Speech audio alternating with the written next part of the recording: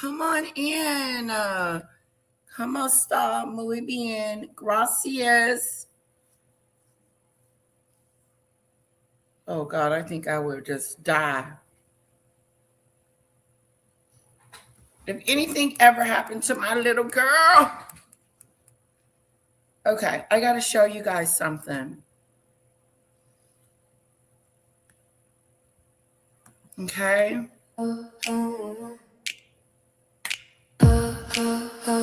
This. I've never seen her crown up close, but Lady Lottie shares the most. Sipping tea and watching all the royal news unfold. She's got stories, she's got grace, got a smile upon her face, and a heart that's made of 24 carats of gold. She says, gather round my fan-oos, I got some royalty for yous, and if you'd like, please subscribe or do tonight. Everybody sing along, nothing here can go too wrong. We're just laughing while the comment section writes. Oh, she keeps it classy, classy. Oh, never looking flashy, flashy. Oh, she's got a channel full of cheer. Lady Lottie shines, queen of the tea time show. Fan of who's all gather when it's time to go. Subscribe or do ring that bell if you want to. Lady Lottie shines, got a little bit of joy for you, and she don't care who's famous in the magazine. She's got class and that's enough, if you know what I mean. Lady Lottie shines, everybody sing it loud. She's got the royalty and a very loyal crowd. Some folks chase the latest trends. Lady Lottie Shash makes new friends, giving voices to the stories others never told. Every comment, every chat, she's got time for all of that, cause her kindness shines brighter than a vault of gold. And her little bit she loves so much, you can see it in her gentle touch, talking proudly every single chance she gets. If you ask her what she's about, she'll probably laugh and shout, fan of who's we ain't done having fun yet. She keeps it classy, classy. Never looking flashy, flashy. Everybody gather near. Lady Lottie shines, queen of the tea time show. Fan of who's all gather when it's time to go. Subscribe and do ring that bell if you want to. Lady Lottie shines, got a little bit of joy for you, and she don't care who's famous in the magazine. She's got class and that's enough, if you know what I mean. Lady Lottie shines, everybody sing it loud. She's got the royalty and a very loyal crowd. We're counting views, we're spilling tea, we're laughing at the royalty. We're watching clips, we're reading news, and hanging with a fan of who's. Some stories shine, some stories fade, but Lady keeps the good vibes made.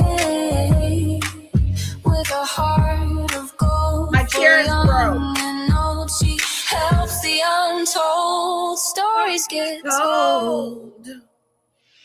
Lady Lottie shines, queen of the tea time show. Fan of who's all gather when it's time to go. Subscribe or do ring that bell if you want to.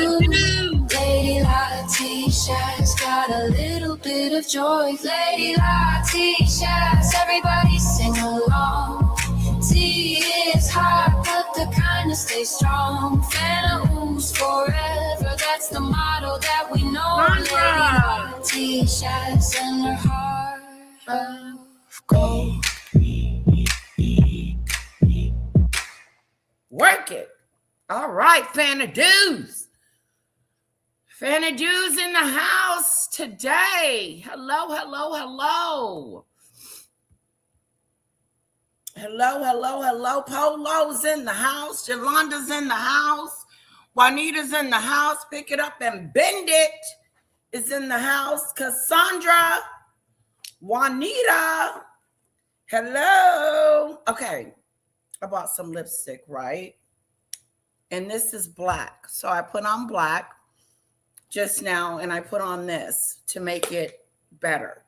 I don't know if it's better or what. I don't think I look good in black lipstick. You be the judges. But look at this. I bought this lipstick. Look how little it is. I hate my nails. Please don't look at them. This ain't even bigger than my pinky. It's not MAC. It's just some regular gloss that I bought. Look at this. It's so little, but I bought black.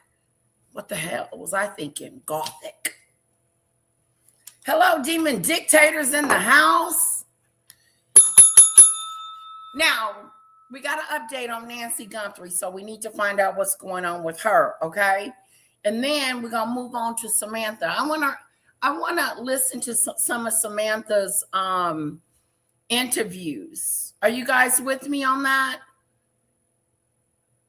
Oh, thank you, Yolanda. Bless your soul, girl. Bless your soul.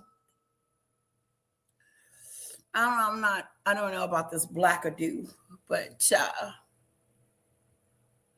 yeah, I don't know about the Blackadoo either.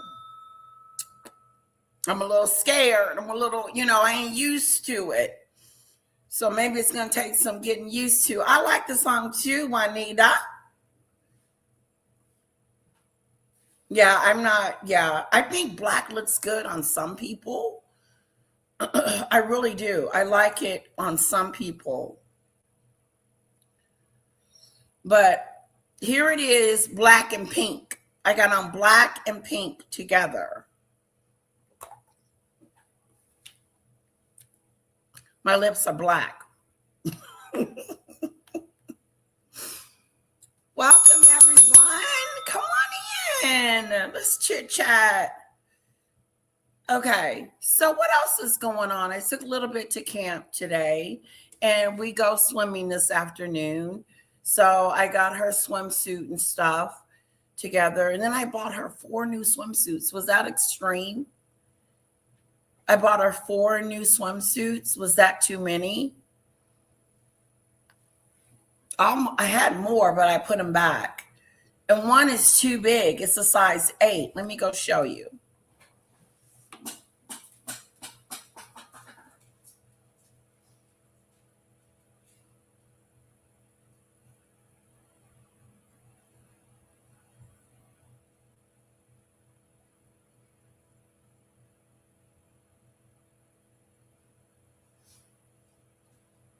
Okay.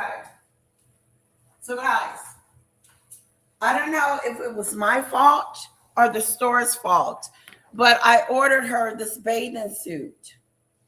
Isn't it cute? Isn't it adorable? It's a size 8. My daughter is a 6. So I thought, hey, do I send it back? Go take it back into the store and take it back? Or do I just save it? So when she turns 8, she'll have it. Polo says she's spoiled. Is she, Polo? 4 bathing suits. Oh, and let me tell you. So yesterday we went swimming at the swim school. And she did so good. She almost graduated to level 4. You talking about a proud mama. The instructor was like, she did so well today. Her kicks are good. She's ready for level 4. She's swimming really great. And this would be, she's been in level 3 since we started the swim school. And so for her to move on to level 4, I'm really excited because I was going to cancel the classes because they had pissed me off. They pissed me off because if you don't call in and tell them that you're not coming, you don't get the makeup that day. It doesn't make any sense. Thank you, Juanita. Yeah, I'm going to keep it. She'll be 8 soon, in a few years. Should be able to get into it. Oh, Rock-a-Doodle.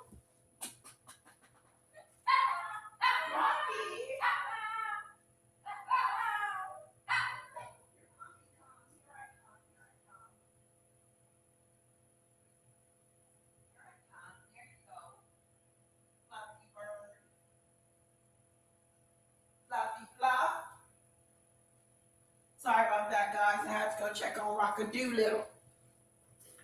Rock-a-Doo. So anyway, they said her kicks were good, her arms were good, everything was good. She's jumping in the pool, and I'm so proud of her.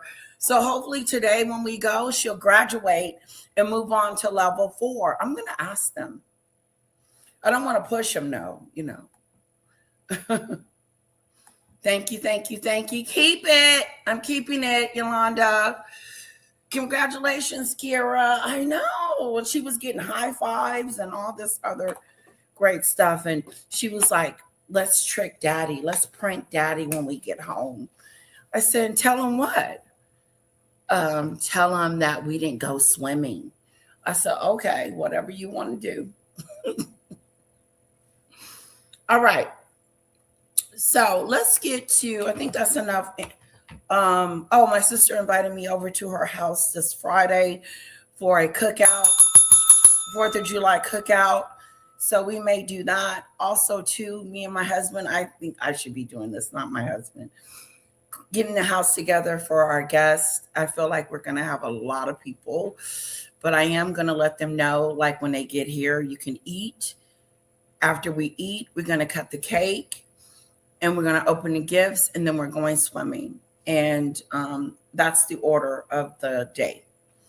So anyway, and I want to thank you guys once again for your support, for your super chats, for everything, for helping her birthday go as wonderful as it is going to go. I do appreciate it so much. Thank you.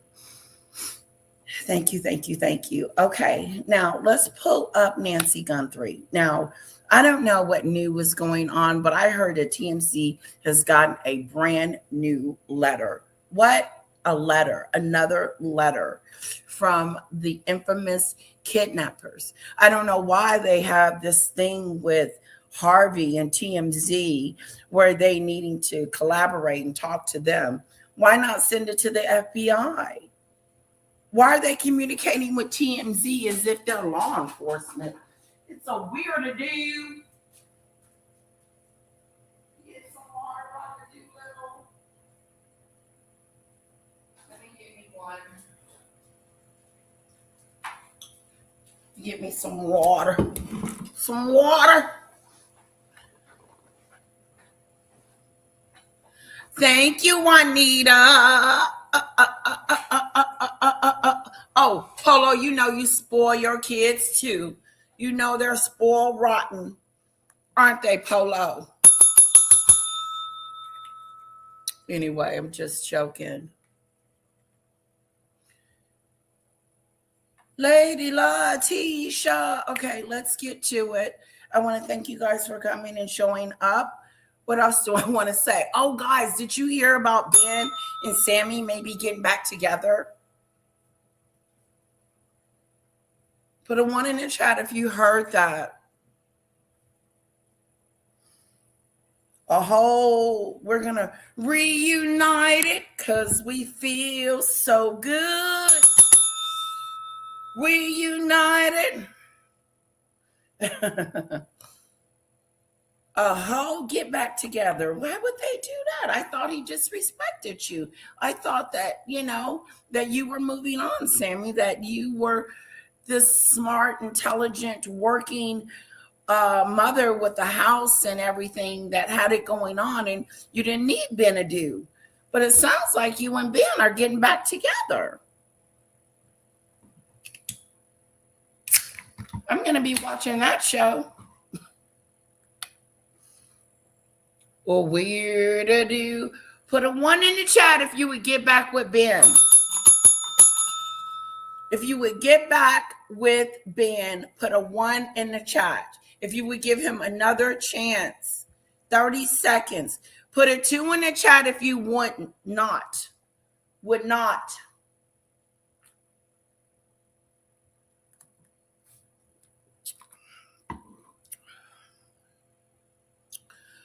Zero says pickles.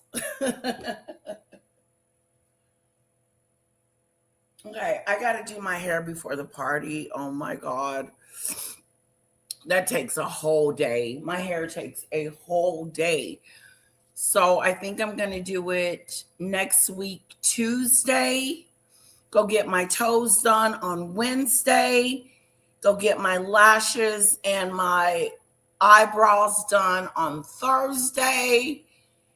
And in between all those days, I'm going to be a cleaning machine. I already got most of the stuff, so I'm good. I'm preparing. It's such a big deal. This is like the party of the year, Kira's birthday party. Like, it's this big deal. And for my husband's 50th, OMG, I threw him a wonderful party.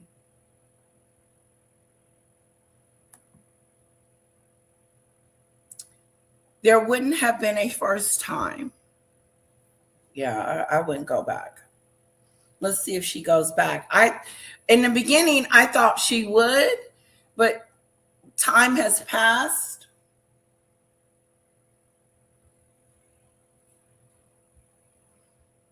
All right.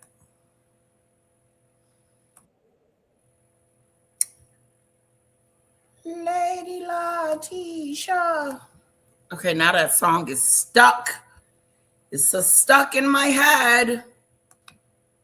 Lady Latisha. All right.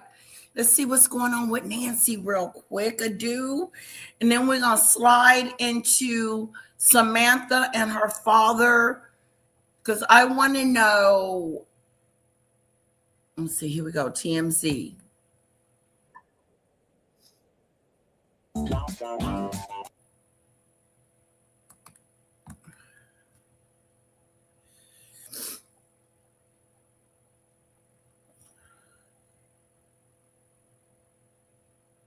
Here we go. Another email from the man claiming that he knows who the kidnappers are in the Nancy Guthrie case, and he has given more detail than ever as to what information he will provide in return for 1 Bitcoin. And he's provided the kind of information. He's basically described where this information can be found if he gets this Bitcoin. And we've said this before, that every time we get another one of these, From the same guy. From the same guy. And we always can authenticate it's the same guy because he's using the Bitcoin address, the same Bitcoin address, which we've never, ever published anywhere. So that's the only place. It is the same guy. So look, he says a bunch of things. We're going to give you the highlights. Number one, he says that I am not the idiot who recently called in a tip about her burial site in Mexico.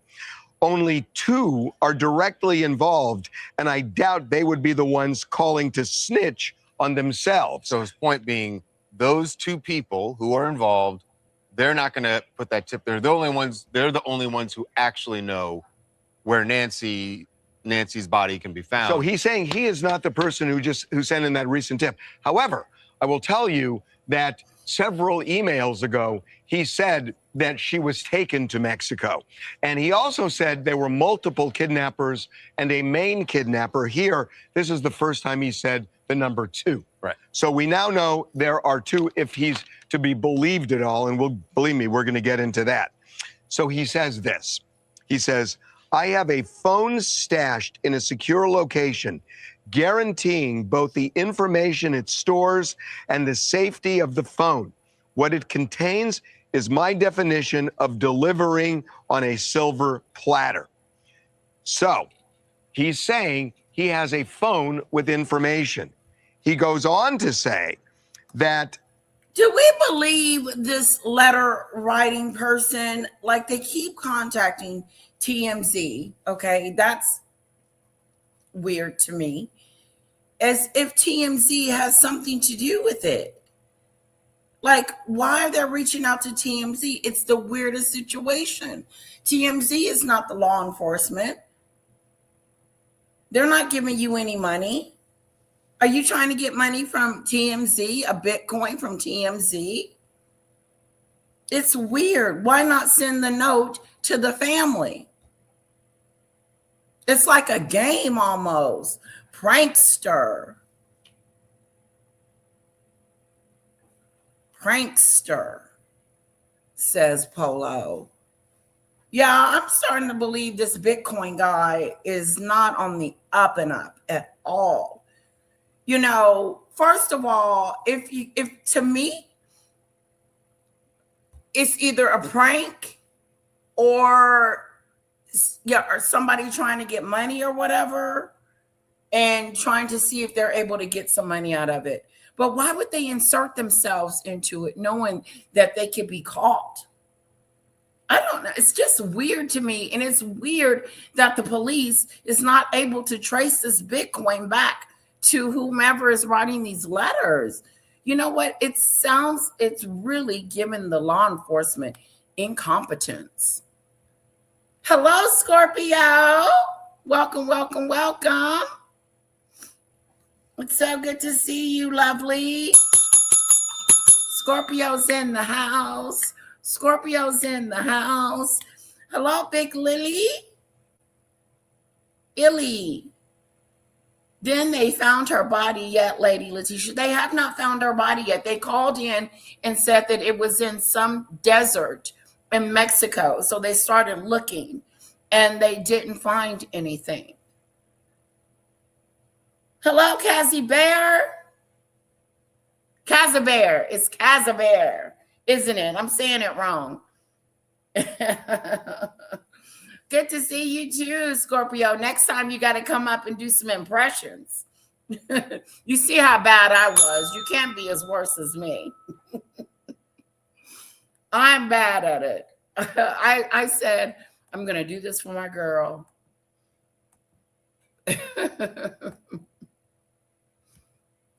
So, hello, Lauren.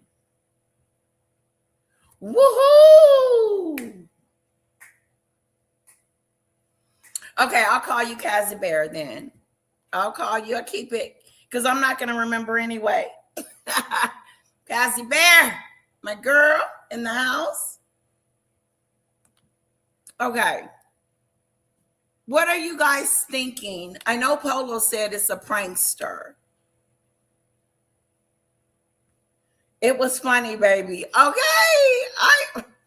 I know I didn't do that good, Big, because I didn't win not one round. One. I started practicing yesterday, so if she does it again, you know, I'll have it down packed. You know what I think is a good idea? That how she played the voice before, and then you could call in after you hear the voice, you know, getting familiar with it. I think this is a prankster, says Demon Dictator. Nancy has gone. This is a murder case. They will be caught. They should walk away at this point. Comment of the moment. Comment of the moment. I agree with you 100%. Excuse me. And Polo said this as well. They're pranksters. Nancy is not with us anymore. I do believe that. It is a murder case and they need to treat it as such. And they should walk away at this point. What should they do with Harvey and his ransom notes? I feel like he's inserting himself into something that has nothing to do with him. And the kidnapper or whoever these people are with the Bitcoin people, the pranksters, keep contacting them. It's a weird-a-do. Okay, girl.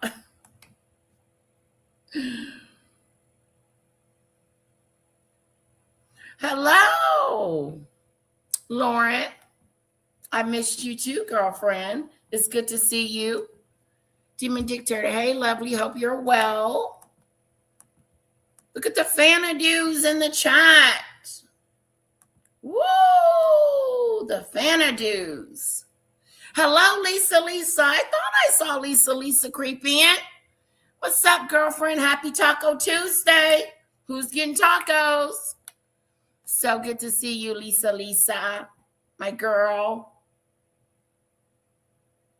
I do, big.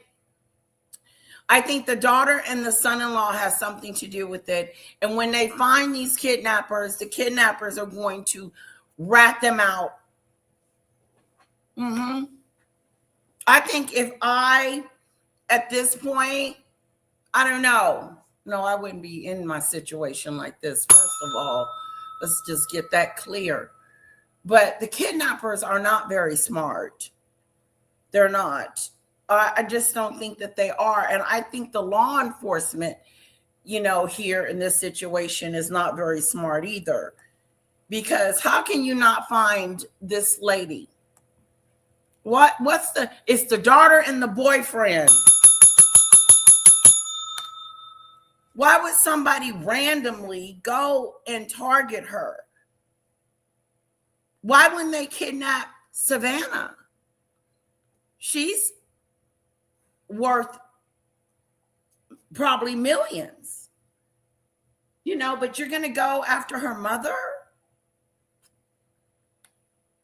Woo!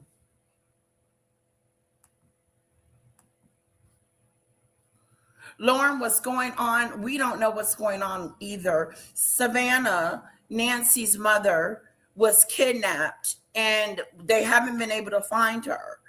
And since they haven't been able to find her, they've been writing ransom notes to TMZ and doing this weird stuff. It's a weird-to-do situation. And it's not even coming together as a puzzle piece. They act like they have no leads, no one. Yeah, I think he needs to be, something's going on with the heart. I know he's inserting himself. That's for sure, big.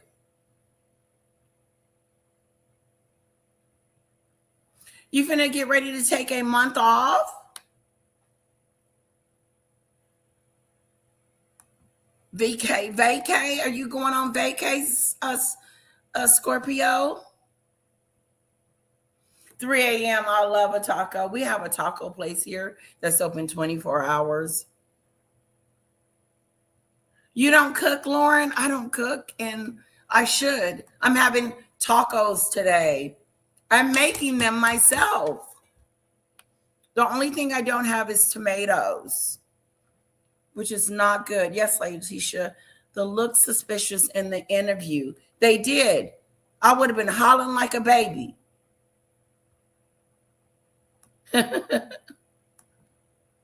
Lazy Doolittle.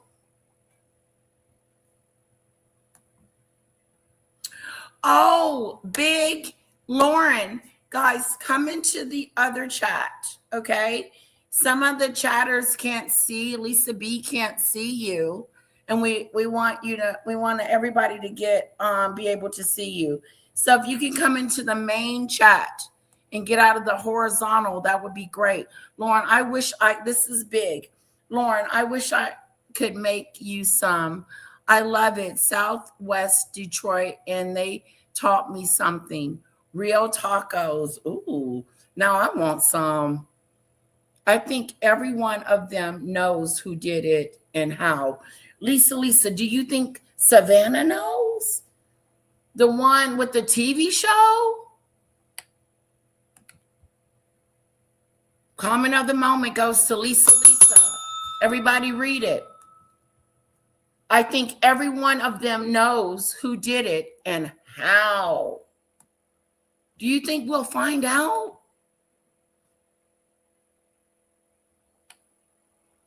Send it 17 hours FedEx and I'll eat it. I should too, but I'm not cooking for myself. My son isn't home too, so LOL. You know what? I thought I would be cooking a lot more with Kira. You know, just cooking and cooking and cooking and making dinner for her and Eric, but she doesn't eat. So I do cook for her, but it's the same thing every day. Ooh, this lipstick is black. I didn't even put that much on. Ah! Let's see what else Harvey has to say about the situation. He says that there is, quote, a short video of the main guy. This is what I don't understand. I don't understand how they can have all this evidence and have no suspects. All this evidence and no suspects. Like, it's weird. With Nancy the day that was probably her last. And that's critical. I mean, he's now saying, I have a short video, and it will show you not just Nancy, but her main kidnapper.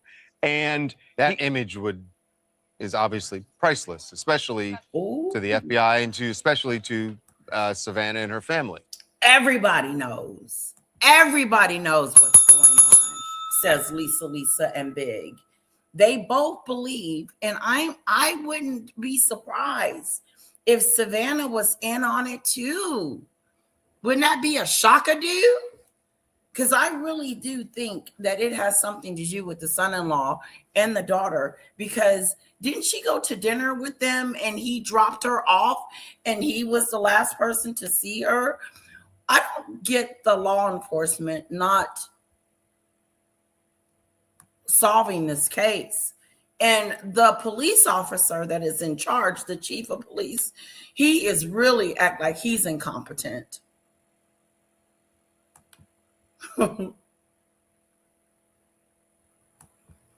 Yeah. I'll see you guys soon. Come over in the other live. Okay, get Lily, girl. You made it. Whoop, whoop. She's safe. Everybody's safe. Y'all are so cute. Not priceless to him. He has a price, and the price is 1 Bitcoin. So he is saying that if he gets 1 Bitcoin, he will lead authorities to where this phone is. It is currently, he says, turned off, that it is in a secure location, but in a place that is easy to access once you know where to look. And he will supply the password, and he is asking for 1 Bitcoin. Now, what's also interesting is that he is clearly has been keeping up on the news, is responding because we talked about it this week. But he says that these kidnappers are onto him, that he has basically been on the run from them. And he's very much concerned for his own safety at this point. So, look, we have obviously forwarded this like we did the others to the FBI, and they have acknowledged receiving it, and they are looking into it. I spoke with somebody from the FBI a couple of days ago who said, and this really surprised me because they had gone radio silent on us about this guy for about a month, but they called me back a couple of days ago and said that they had a lead on who this person might be and that they did not want us. Ooh, for the first time in a long time, we're getting somewhere. The FBI said they know who this Bitcoin person is. That's big news. That's a break in the case. If we could get someone in custody that has something to do with Nancy's situation, this would be good. You did a bad finger? What's up, Paulie? Fanadeus. What's up, Fanadeus? Hello, beautiful Paulie. Welcome. We're talking about Nancy. We're trying to figure out where the hell she at. We're trying to figure out what happened to Nancy. This story has gone cold, but it looked like it's heating back up. Because if the FBI is telling Harvey that they have a lead on the person, and Harvey is telling us that they got a lead on the person that keeps writing these notes. Well, if you know who he is, go pick him up and start asking him some questions. So we'll know what the heck happened to Nancy Dew. It's so sad.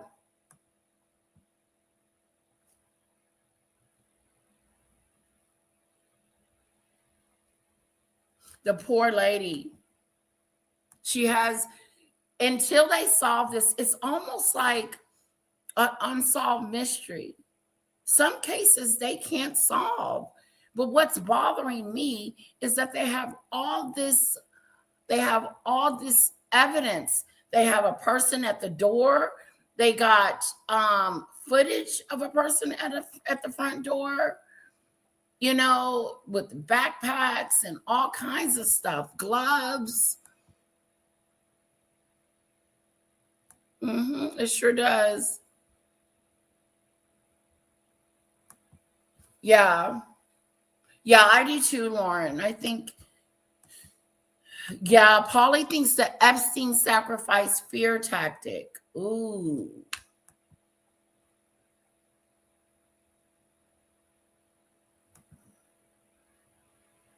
They're never going to find her body, says Polly. So do you think if they find the kidnappers, find the people that did it, they still are not going to be able to find her body? Wow, that is so sad. Diabolical. Her soul will be lost until it's solved. And that's what hurts my feelings. You know what, Big? Savannah, the daughter, even though she might have something to do with allegedly, was asking and said that she would pay the ransom money to get her mother's body.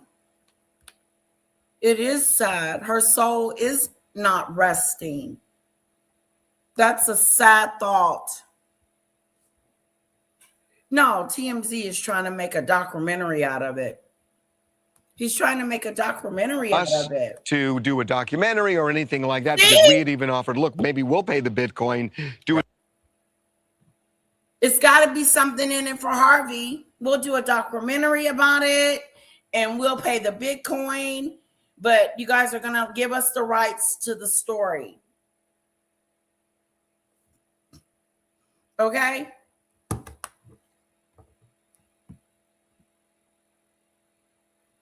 They never found her body because it's too much evidence. I know, isn't that weird? You would think that since they had all these evidence that they would find her. It's exploited because he said that he wants to do a documentary. It's all about we'll pay for it. We'll take care of it, but we want the rights to the documentary.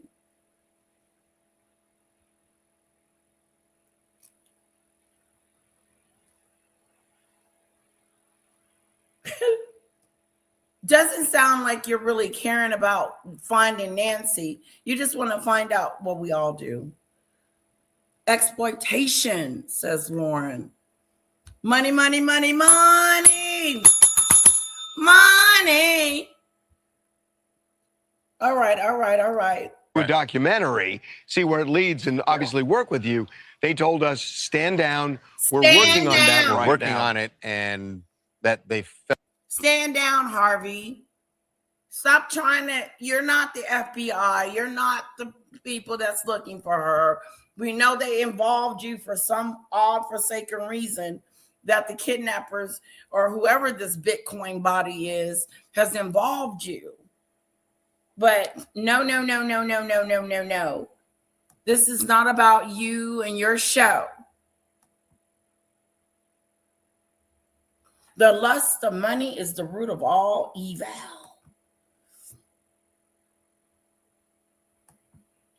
Lauren said she detests Harvey. Felt that they were getting closer to this person. So, look, it is really confusing because on the one hand, they seem to have spent a lot of time trying to find this person. On the other hand, a Bitcoin is worth about $60,000. I think less than that now, but yeah. A little less. Yeah. And so why not roll the dice? Pay the freaking Bitcoin. Nancy and them got $60,000 somewhere sitting around. Why not pick this fool up? I wouldn't give him any money. Would you guys give him the Bitcoin? Let's take a poll. Put a 1 in the chat if you guys would pay the Bitcoin to see if this man knows more about what's going on with Nancy. Because first of all, the kidnapping had to be because I'm thinking it was for a reason. They kidnapped her for money. It was a money grab.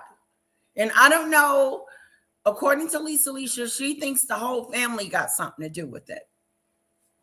But it's definitely got money written all over it.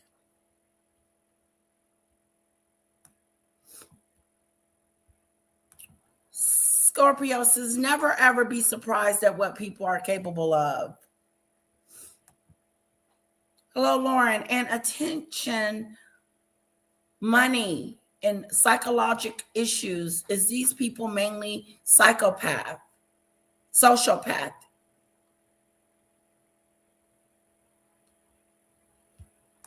Thank you, Lauren. Comment of the moment. He's probably paid to screw it, Lily. LL. Wow. This is something. It's really something. I think it's heating up.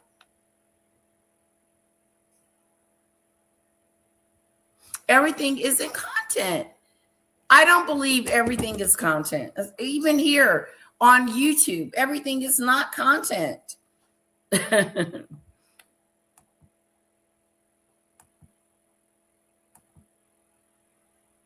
Like when Maggot had doxed me and my family. But it is what it is.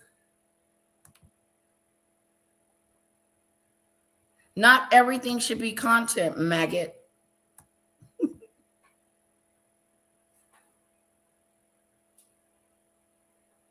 Yeah, what about the insurance policies? You know, like accidental death, like after a while, if you can't find that person, they do have to pay out that insurance premium. That is interesting, Lauren. What's up with the insurance?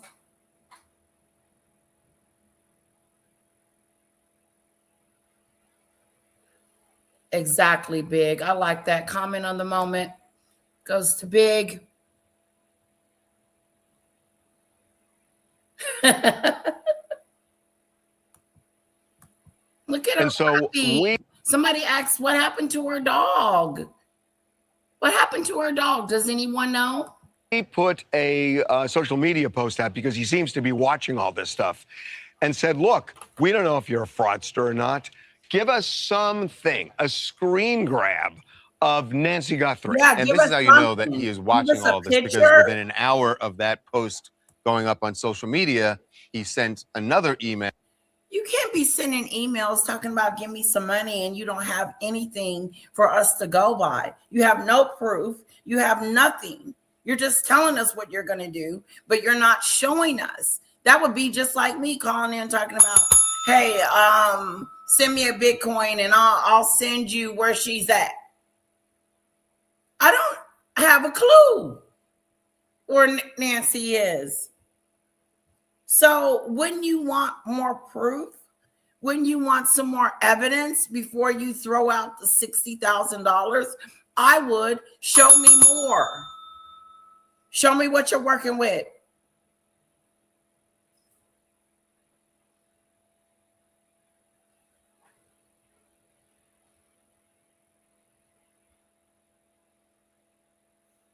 Mad cow disease in the brain. Maggot.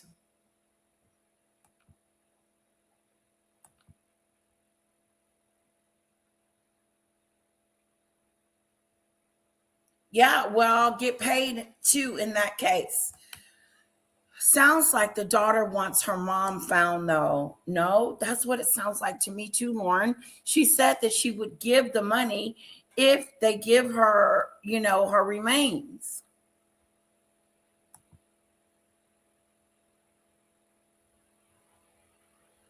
This is so bizarre. Then they wrote another letter saying that she was no longer with us. It's just so much. It's such a bizarre. It's so bizarre, guys.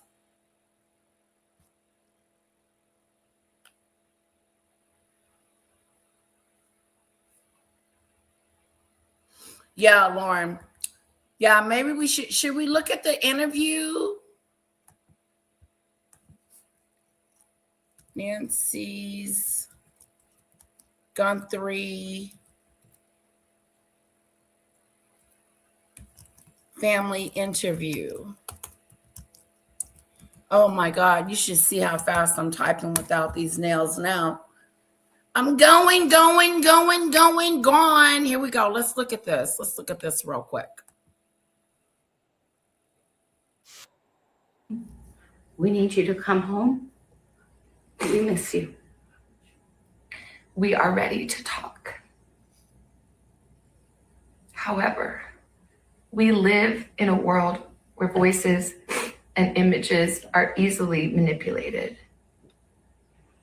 We need to know, without a doubt, that she is alive and that you have her.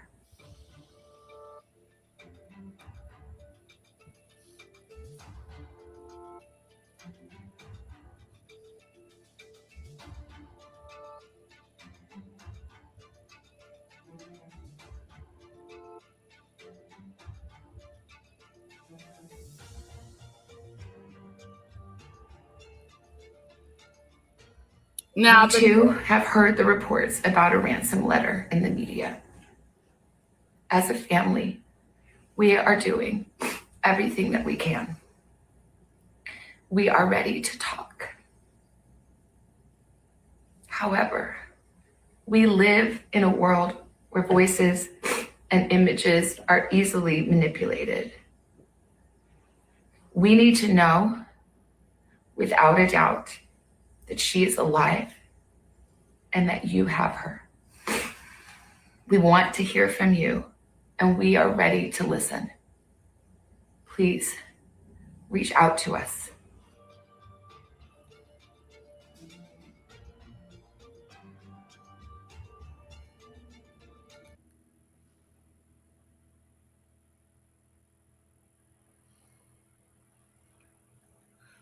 that was that.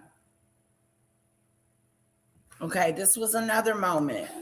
We received your message, and we understand. We beg you now to return our mother to us so that we can celebrate with her. Lisa, This is you the think only your way brother has something to do with it? This is very valuable to us, and we will pay. We received your message, and we understand. We beg you now to return our mother to us so that we can celebrate with her. This is the only way we will have peace.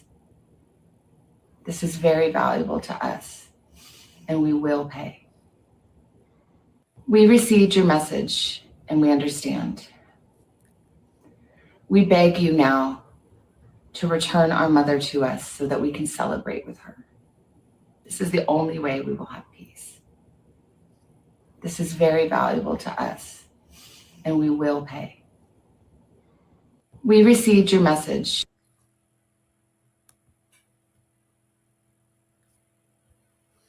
That's it.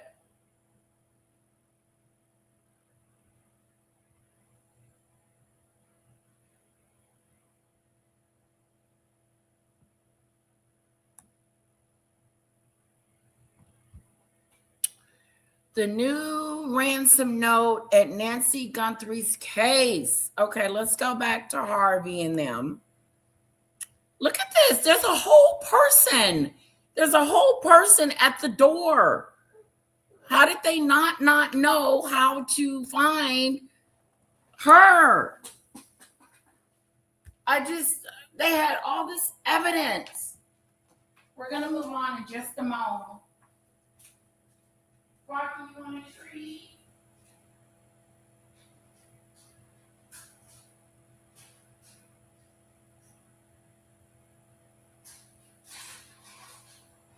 Here you go, little man. You want a treat? Here you go. There you go.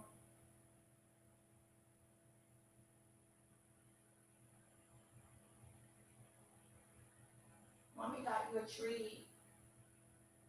We're going to go to the doctor soon.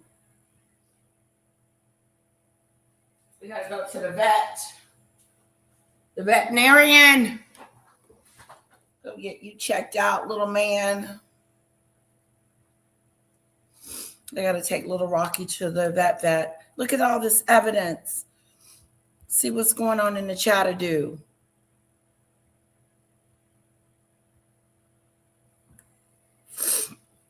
Lauren says, hello, Snowdrop. Welcome in, girlfriend.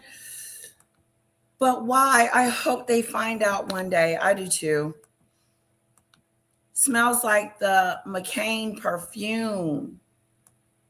Performing. What's that, Snowdrop? Body language is everything. Did you guys see something in that? She can afford to pay that $60,000. I would have been paid that.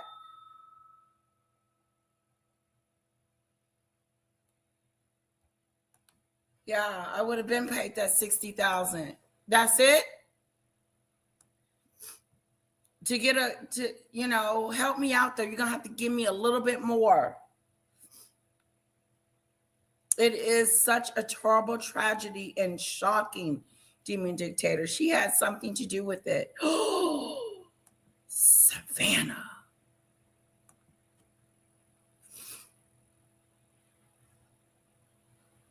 Good question. They're all involved somehow. Performative.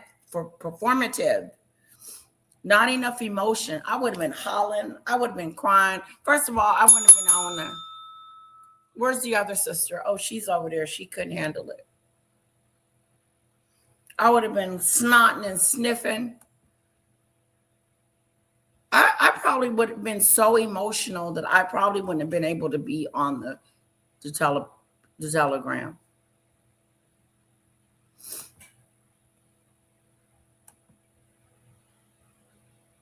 Ooh. I know she's lying. Took me 5 seconds. She's fake crying. Oh my God. Because when you see some tears dropping,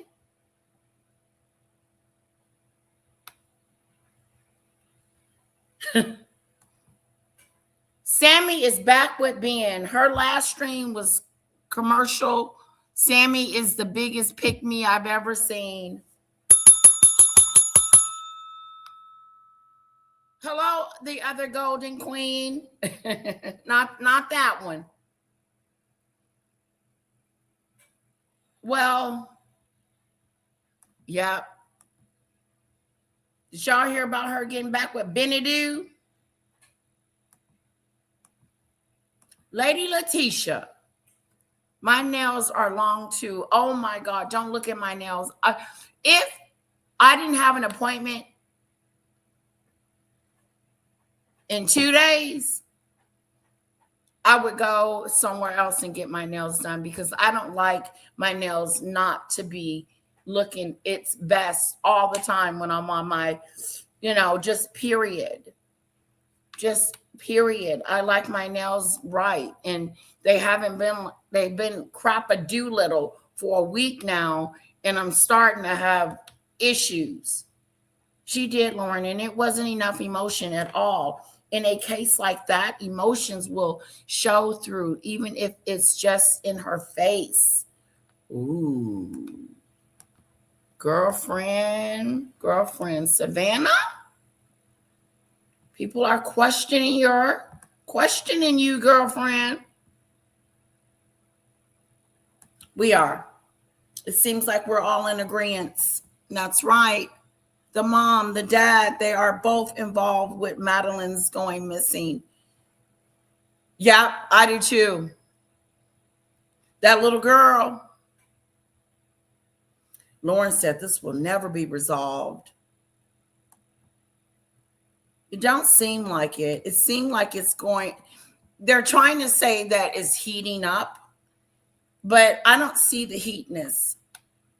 I mean, they said they have access to this guy that's got the Bitcoin. So that is a big news that they have a connection with the Bitcoin guy, the letter guy, the guy that keeps reading the letter. And so if that is the case, maybe he could be a prankster, like you guys said. He's a prankster. Let's listen to a little bit more, and then we're going to move on at the 1 hour mark. Explaining that he is not going to do that. And the reason he's not going to do that, send a screen grab or take any photo, said, I don't want to go to the phone. If I turn it on and I take a photo, or there's metadata that comes along with that photo. If I give you a screen grab of the image that's actually on the phone, there's metadata that's involved there. So anything that I send you like that can be traced. So we don't know. I mean, look, we don't know. The thing is, we can't get in touch with this guy directly. His emails don't work. And I know that the FBI has tried as well. And as far as we know, they've not been able to crack that. So it would seem that if the FBI really wanted to pay that, the only way they can do it is if they called us and said, look, they have the Bitcoin. They have the Bitcoin because he gave us a new Bitcoin address, yes. But we sent him the email with that. Right. So they have it, and they could put the money in. But then who's he going to contact? What do you mean? Who's he going to send the information to? You can do the same thing. You can send an anonymous email To? Well, it would have to come. I mean, the FBI. Does the FBI have an anonymous tip line? I don't know.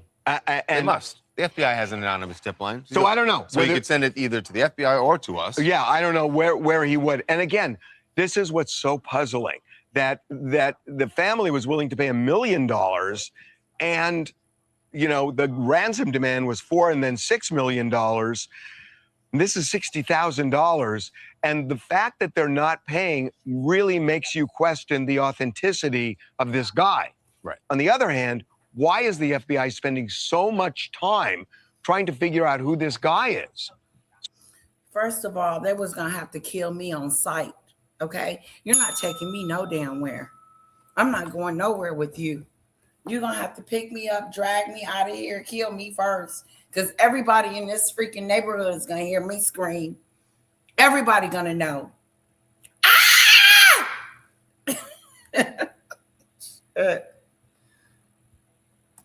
Help! Help! Neighbors!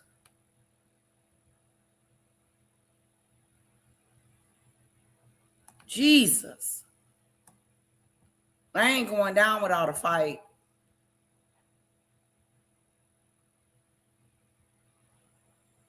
Who's uncle? Exactly. No tears. They said it wasn't no tears. The tears weren't coming down. Exactly. No tears. Did Rockadoodle get his haircut? He's supposed to get his haircut on the 30th. And I thought it was today's snowdrop. It's July 30th. So a whole nother 3 or 4 weeks. I don't know, poor Rocky gonna be able to take it that long. I told him to let me know if they had a cancellation before that. But I paid for the invoice snowdrop, and hopefully they're gonna come to the house and cut it on the 30th. I thought it was today because it wasn't. So, unfortunately.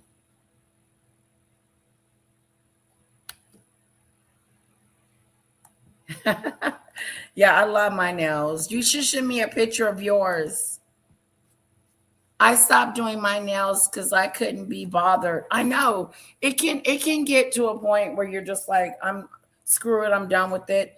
I just have natural nails and shellac, and they're easier to deal with after years of fake nails. You know, I wonder when I get old and 80 years old, am I still going to be going to get my nails done? Hell yeah. Wrinkled and all. But I understand what you're saying, Lauren. You get tired of it, the going. I don't even enjoy going. I just enjoy leaving.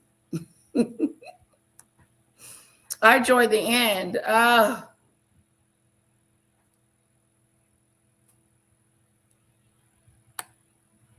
Woo-hoo. All right, guys, that's all we have for Nancy. So honestly, we just don't know. We're telling you what we know, but we cannot close the loop on this thing. Hi, Jordan from Kansas. You know, what stands out to me is Nancy Guthrie has been missing for over 4 months. And now this guy wants to come forward and say, hey, for 1 Bitcoin, I can get you to that phone. I have video evidence of it. It just sounds like a cat and mouse game, and it sounds like he's a fraudster. Maybe. Yeah, maybe that's what the FBI is thinking also. Maybe, but then why are they trying to find him so much? Right. And why are they telling us, no, don't do that. We're in the middle of it. So that's what's so confusing. Birthday getaway. Fair to say that we are definitely out of our milieu here. Milieu. To borrow the French That is phrase. awesome. But we're going to talk fashion. Taylor Swift fashion. I'm right in that lane. You're on top of this? Right. Okay, who cares? I'm happy for Taylor Swift and her man, though. Good for her. Look like they're going to get married and have kids. Do you guys think that Ben and Sammy are getting back together because Sammy wants to continue the storyline? Or do she really wants to get with him? I don't know. We're going to keep an eye on it, I guess. Okay. Now, Lisa, are you in the building? Because I thought about you when I got these videos together about Meghan's sister. Because you've heard from Meghan's brother, okay?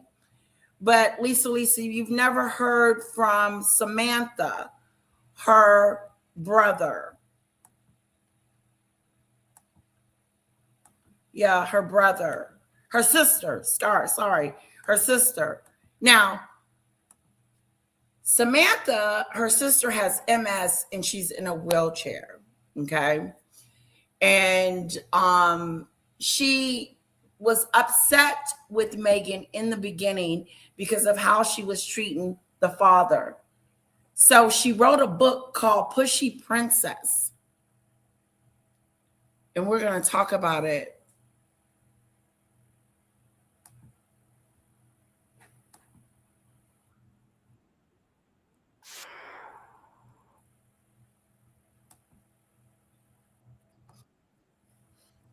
Okay, let's see what we got. Samatha is in the house. I wish I did ask Samatha to do a live with me once, and she said that she was, but she never did. Okay, I was able to get in contact with Meghan's sister, Samatha, and I asked her to do an interview with me. But unfortunately, we never got it done. I did offer her a few dollars. Lisa says, was there any evidence Nancy was even home that night and they're taking pictures to appear as robbery? Well, she was there that night. What happened was she had dinner with the family, okay? And if I'm not mistaken, the son-in-law is the one that dropped Nancy off at home, okay, that night. Then I heard another story that an Uber driver dropped her off that night. But that night, she had just went to a dinner with the family, and She was there the night that they kidnapped her. That is a fact. Yeah, she was there that night. And I think, if I'm not mistaken, the blood on the porch, because they found some blood on the porch, that they believe that it was mixed with Nancy's blood and the kidnappers, but they didn't have any leads. I mean, the amount of evidence that they had for this incompetent robbery, it looks like they were incompetent, but it sounds like the law enforcement was too. Yeah, that's exactly what he looks like. So we're going to listen to Samatha, Meghan's older sister. She's black. Okay, ladies, he shared my manicure is black. Okay.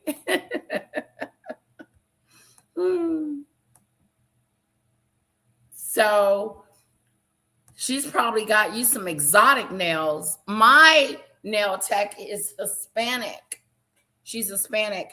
And she just had another little baby girl. She is so precious. And they're coming to the birthday party. Woohoo! It's like they just want the story to continue.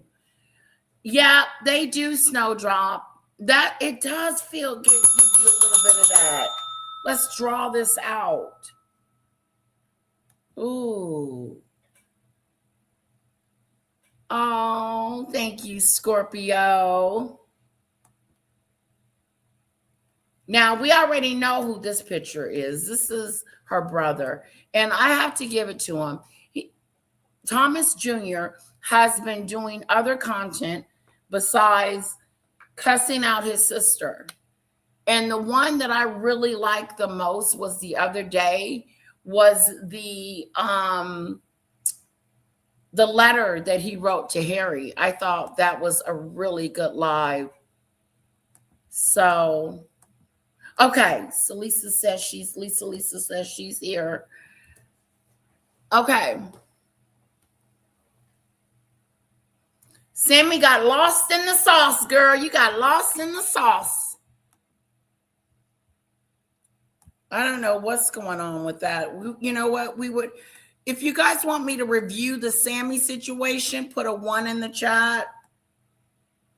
And we'll do it tonight or after this live.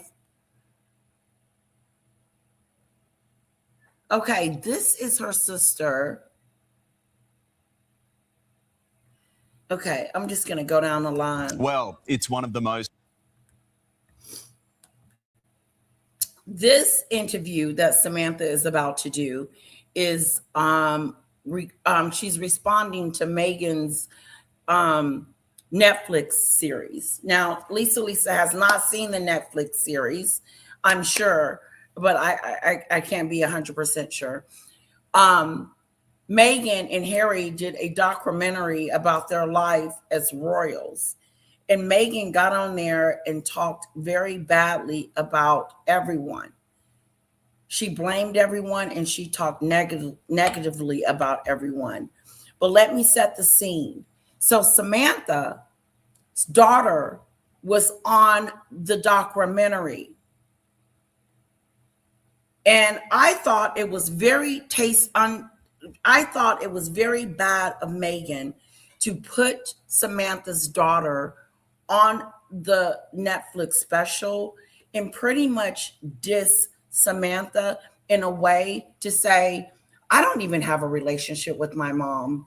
And Meghan's on there. I don't have a relationship with Samatha. We've never had a relationship together. It was very mean and crass in my book for Meghan to bring her sister, her daughter, her niece on the show and diss her sister the way she dissed her sister on that documentary was, to me, spoke volumes about who Meghan is as a person. Like, she doesn't give a dang about you. She didn't care about Samatha. She didn't care about Ashley, which is her niece. She did it for her own personal reasons. I want to show the world that I have a relationship with my niece, but I don't have a relationship with my daughter, sister. But that made you look weird. It made you look like you aren't this nice, lovable, kind, gentle person that you proclaim to be, or a person of forgiveness, a person of grace and mercy. No. Meghan treated her family like they didn't exist and they don't exist. And not just that, but the way she talked about her sister to her niece was disrespectful, to the point where the niece, her daughter, Samantha's daughter, was saying she blamed Samantha. She blamed Samantha for not being invited to the wedding because of how it would look. No, Meghan, you decided not to invite Ashley because you didn't want her there. And so you came up with these excuses as to why that it wasn't a good idea for Ashley to be at the wedding. You even blamed the queen and said they, because when you say they, you are putting Elizabeth, Queen Elizabeth, in that they spot. They thought it would look weird if I invited Ashley, and not invite Samantha. No, what was weird, Meghan, was that you invited all those celebrities and only invited your mother to the wedding. That's what was weird. What it would have showed was that at least you had a relationship with someone in your family besides your mother if you would have had invited Ashley. You didn't want to invite Ashley. So you came up with an excuse and a lie to keep her from the wedding. It's really a sad story. And then that's the part where I was like, the whole document, I wish we could watch it.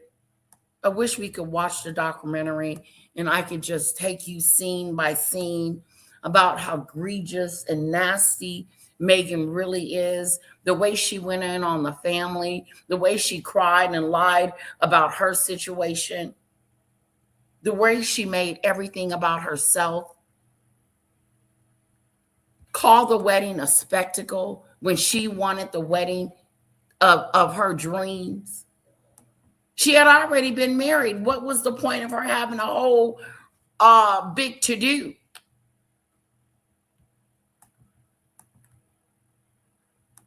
I'm behind. You guys are typing today. Y'all got some energy. Let's see what Samantha is saying about her most highly anticipated series of the year.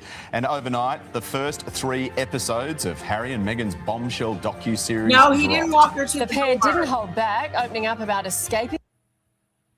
Okay, let's finish this up real quick.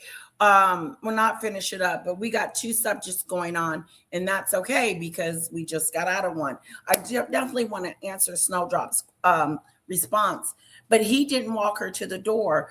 I heard nobody walked her to the door. And why didn't he walk her to the door if he dropped her off knowing that she uses a cane to get to and from? So it kind of shocked me to know that no one walked her to the door, whether it was the Uber guy or whether it was the son-in-law. I don't remember who dropped her off.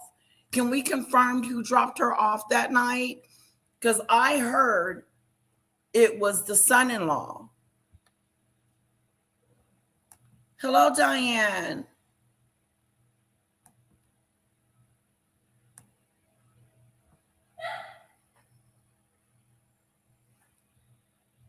That's okay.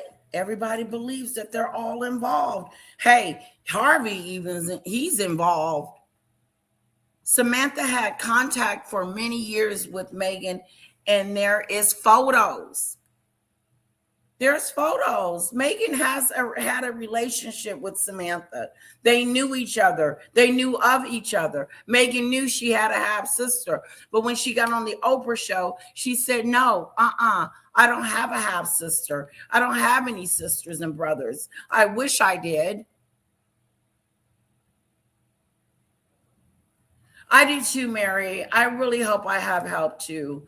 My sister usually comes and I tell her to mingle with the guests and help me out because I'm sweating. Like I get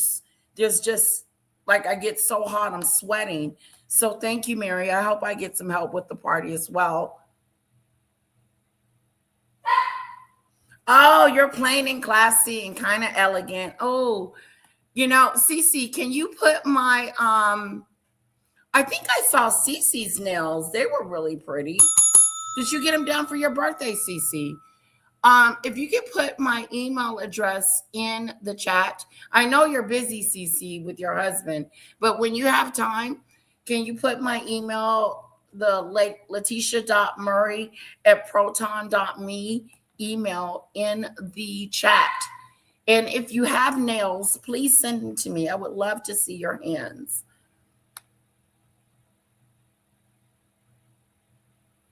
Oh. Let's get to Samantha. The monarch dealing with racism, and for the first time, Meghan addressed the strained relationship with her estranged family, including older sister Samantha.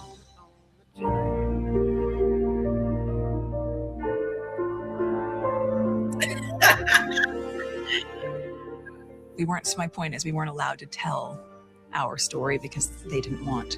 We've never been asked last time. It's the explosive series that had the royal family bracing for the worst. Story, Meghan. What freaking story? We weren't allowed to tell our story. What story? And what's our story? You was in the royal family for 15 freaking minutes, and now you have this whole storyline. You don't have a story. They brought you into the royal family and you screwed it up. You got on the documentary and talked nasty about them like you're doing now. We wasn't able to tell our story. Whose fault is that? And then when you do tell your story, it's boring as hell. It's boring, and it's a lot of blaming. It's a lot of non-accountability and a lot of blaming on your part, Megadu. Blame, blame, blame. That's all she does in the documentary is sit on that couch next to her frog and allow he does, to talk bad and nasty about the queen and the kingdom. It was the worst documentary of all times. And she tried to pretend that her and Harry was in some type of fairy tale love, wonderful relationship. And let me tell you something. I didn't feel the love.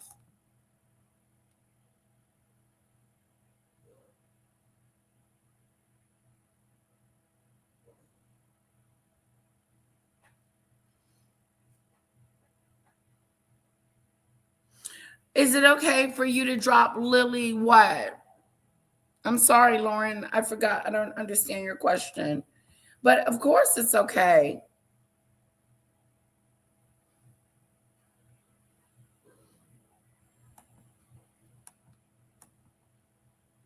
So, thank you, Snowdrop. So basically, Meghan is on this documentary situation trying to tell us her story. Let's see what the hell she's got to say. Hello, Ziggy Lee Chick with the crown. And Meghan opening up about life inside the palace walls and their desperate escape from the institution. My mum did such a good job. You know what? It would have been even better, Ziggy Lee Chick with the crown, to see Ashley at the wedding. instead of her making excuses as to why Ashley couldn't come, and blamed it on the queen and everybody else, saying how it would look. You're lying. She's a liar. I didn't like the fact that Ashley was on the documentary. Number one, I thought it was undermining her mother. I thought it was for Meghan to use Ashley as a prop to say that, oh, by the way, I do have a relationship with one of my relatives, and that's Ashley. But I can't stand her mother. I thought as a aunt, as a family member to a sister, I would never do that to my sister. I would never. But you said you didn't have any siblings, but now you're hanging around with Ashley. So do you have a sibling or not? But even if I had a documentary and I wasn't speaking to my sister, I don't think I would use my daughter's sister, and hopefully she wouldn't want to be used as well, out of respect for her mother. No, Meghan used Ashley as a prop in her show to try to show that she has some kind of relatives hanging around. And the reason why she didn't invite this one relative, but only invited her mother to the wedding, but decided, I'm not going to invite this one relative, Ashley, because of how it would look. No, you were concerned about how it would look, Meghan. You were concerned. She's a user. Meghan is a user. And she only cares about herself and what it may look to her and how things may look. I was going to send she never even sent Ashley an invitation to the wedding. She never even sent an invitation, but called her on the phone and said, I can't invite you because of the way it may look. After the queen had told her, invite your family members. As a matter of fact, it looks weird. You're inviting all these celebrities and not inviting the people that you so-called grew up with or had a family with. You didn't even invite your dad. She's a sorry sack of potatoes. I've been trying to protect us. She took it upon herself to basically confront these people. But I knew that I had to do everything I could to protect my family. Hey, Grandma. Yeah. Especially Drop after the what happened to link, my mum. Lauren. I just dropped the link. That's your Grandma Diana. Yeah. You know, I didn't want history to repeat itself. Witnessing firsthand the impact divorcing a royal had on his mum. The moment that she divorced and the moment she left the institution, then she was by herself. Yes, she may well have been one of the most influential and powerful women in the world, but she was completely exposed to this. And taking a not-so-subtle swipe at other relationships within the I institution. think for so many people in the family, especially obviously the men, there can be a temptation or an urge to marry someone who would fit the mold, as opposed to somebody who you perhaps are destined to be with. The difference between making decisions with your head or your heart.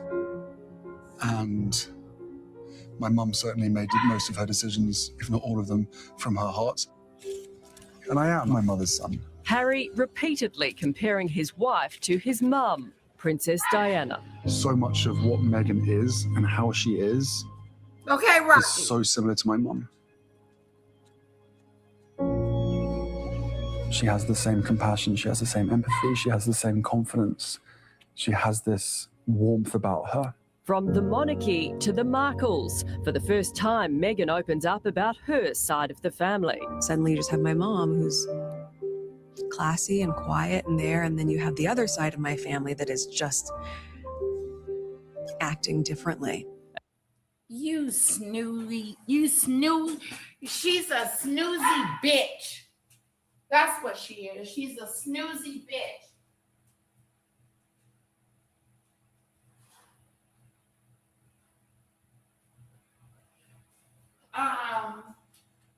here you have my mom. She's classy. She's got it going on. She's not ghetto. You got my other side of my family that is just straight up ghetto. So I can't invite them because they're ghetto. So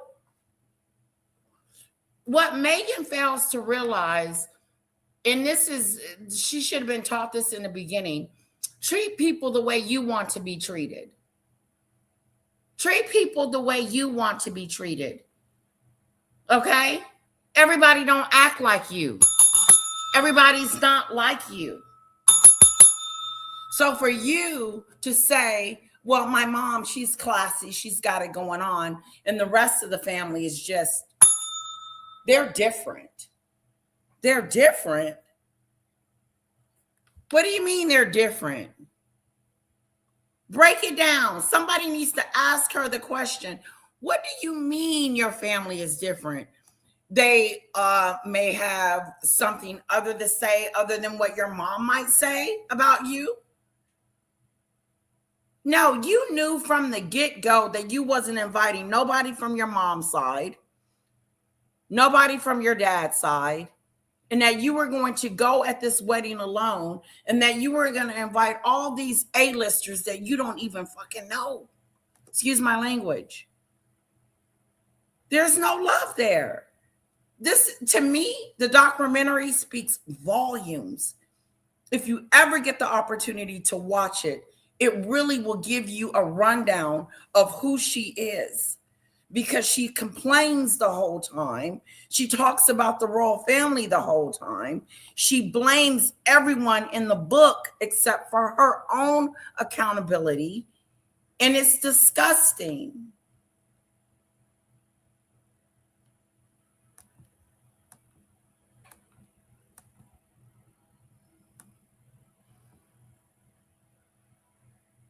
Oh, it's Letitia.murray@gmail.com. Letitia.murray@gmail.com. Addressing her strained relationships, including with half-sister Samantha. My half-sister, who I hadn't seen for over a decade, and that was only for a day and a half, suddenly...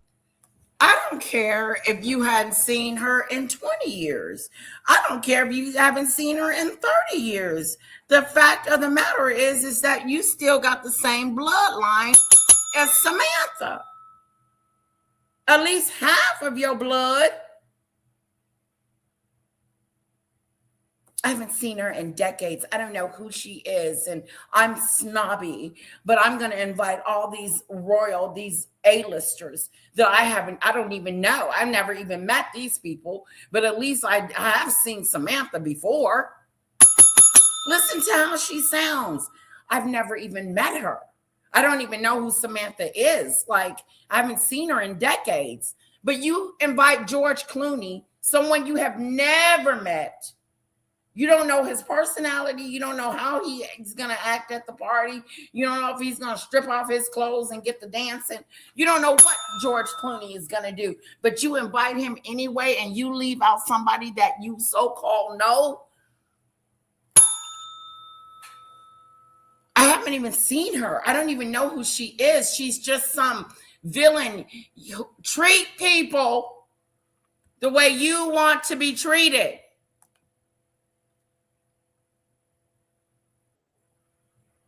I do. I believe she's lying.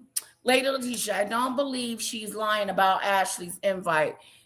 That is BS, Ziggy Lee chick with the crown, because I have it on good authority that the Queen said, invite who you want. That's why she invited all those celebrities, because she had free reign to invite who she wants. Why would the Queen be okay with her not inviting her family, but be okay with her inviting all these strangers?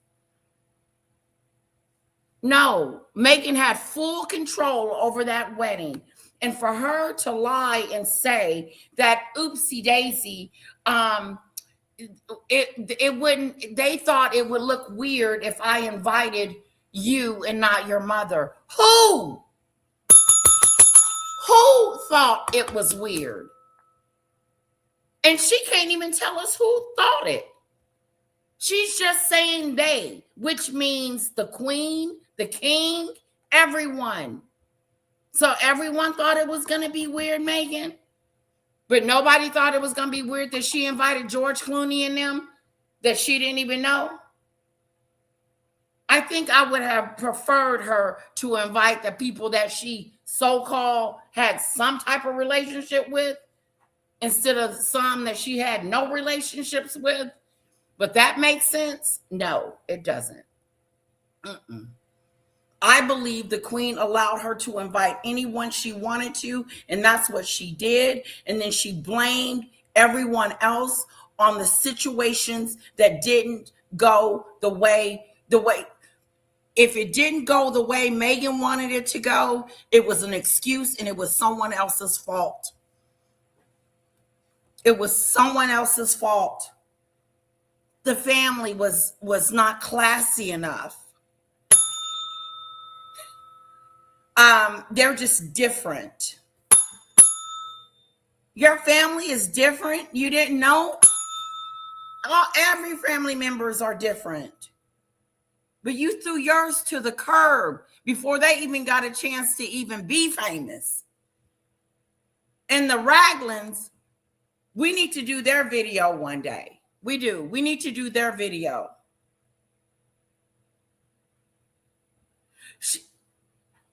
Shame on Ashley for saying F you to the person that pushed you out your belly. Shame on you, Ashley, for treating your mother with such little disrespect, regardless of what relationship you have with her. That's how I saw that situation. I was like, no, I'm not going on your show, Meghan, to embarrass my mother even the more, because you've already embarrassed her and said that you don't even have a relationship with her. But you did. You did know who she was. You know that she's your half sister. Yeah, the Gmail. First of all, Samantha, I'm talking about Samantha's blood, okay? Not Ashley's blood, Samantha's blood. Hello, Demon Dictator. Hi, can you hear me? I can hear you now. Can you hear me okay? Yeah. I've gone through my headphones, so hopefully you can hear me okay, so I can try and stop that echo. Oh, good. Good. What do you think about Meghan not inviting Ashley and inviting her to the documentary situation to talk about her mom in such a way? She did it to avoid any family coming who could slip up and give any clues as to what Meghan was really like. Ashley was never going to be invited. Her dad, nobody. The only person she can trust is to not spill her secrets was her mum. And that's why Ashley wasn't invited. Right. My personal opinion. Exactly. I agree too. And then it doesn't make Meghan look like the best of aunts either. It doesn't. Because no, it doesn't. No, she's not. I'm inviting Ashley. Let's say hypothetically that the family did say, oh, it might look funny. Meghan doesn't care about what the family says. Meghan does what she wants to do when she gets ready to do it, when she gets ready to do it. And she wouldn't have allowed them to stop her from inviting a family member because they thought it was funny looking. And it wasn't funny looking. What's funny looking is the fact that you didn't invite any family members. Exactly. And I think that they were desperate to try and get us to bring some family members, but she said no to all of them, including her father, which would have raised red flags to, I think, most people, to only have your mother there and not have any brother, well, not brother and sister because they cause carnage, but Ashley, you know, she just covered it up. It was just her way of saying to Ashley, oh, they said you can't come, because I don't think she wanted her there. Debbie, if you're going to She wouldn't accuse give the family someone support. of negligence or whatever you're accusing of, please post a link. Please post a link so we can, dive into that. Now, I know that Ashley and her mother do not have a relationship for whatever reason. But to put ice on coal when they don't supposed to me, is out of order. I don't think that Meghan bringing Ashley onto the documentary made any of them look any other way, but just real raunchy. Because Ashley's on the documentary talking about her mother, which should be a no-no. And then Meghan is on there talking about Samantha, which should be a no-no too. Who is going to be the better person in the situation? I guess not Meghan. Yeah. But And I would have been pissed if I was people don't have a right to reply. I would have been pissed if I was Samantha. I think I would have been lashing out. Yeah, because she can't reply. Right. Yeah. They can't reply. They got no right of reply. Right. It felt like she was everywhere. I don't know your middle name. I don't know your birthday. And while Meghan and Samantha's relationship is non-existent, the former actress don't know your middle name. I don't know your birthday. And you knew George Clooney's? Okay. was extremely close to Sam's daughter, Is she talking Ashley. about I her think we sister both then? craved the same thing. Huh? Is she talking about her sister? She doesn't know her middle name or her birthday. Right. That's what she's she talking said. about Samantha there. That's stupid. Yeah. Oh, that's She's trying to stupid. say, like, Come they on. didn't. There's She doesn't loads know of pictures of her. There's loads of pictures of her with her family, both sides of it, until she was about a teenager. That's stupid. Come on. There's no one going to believe this. No. And they brought Ashley into that documentary to. Yeah. They brought Ashley into that documentary so Ashley could try and go, oh, yeah, we are real friends and we are close. And it was the royal family that split us up. Ashley was being used. Meghan just used that girl for that documentary. She don't care.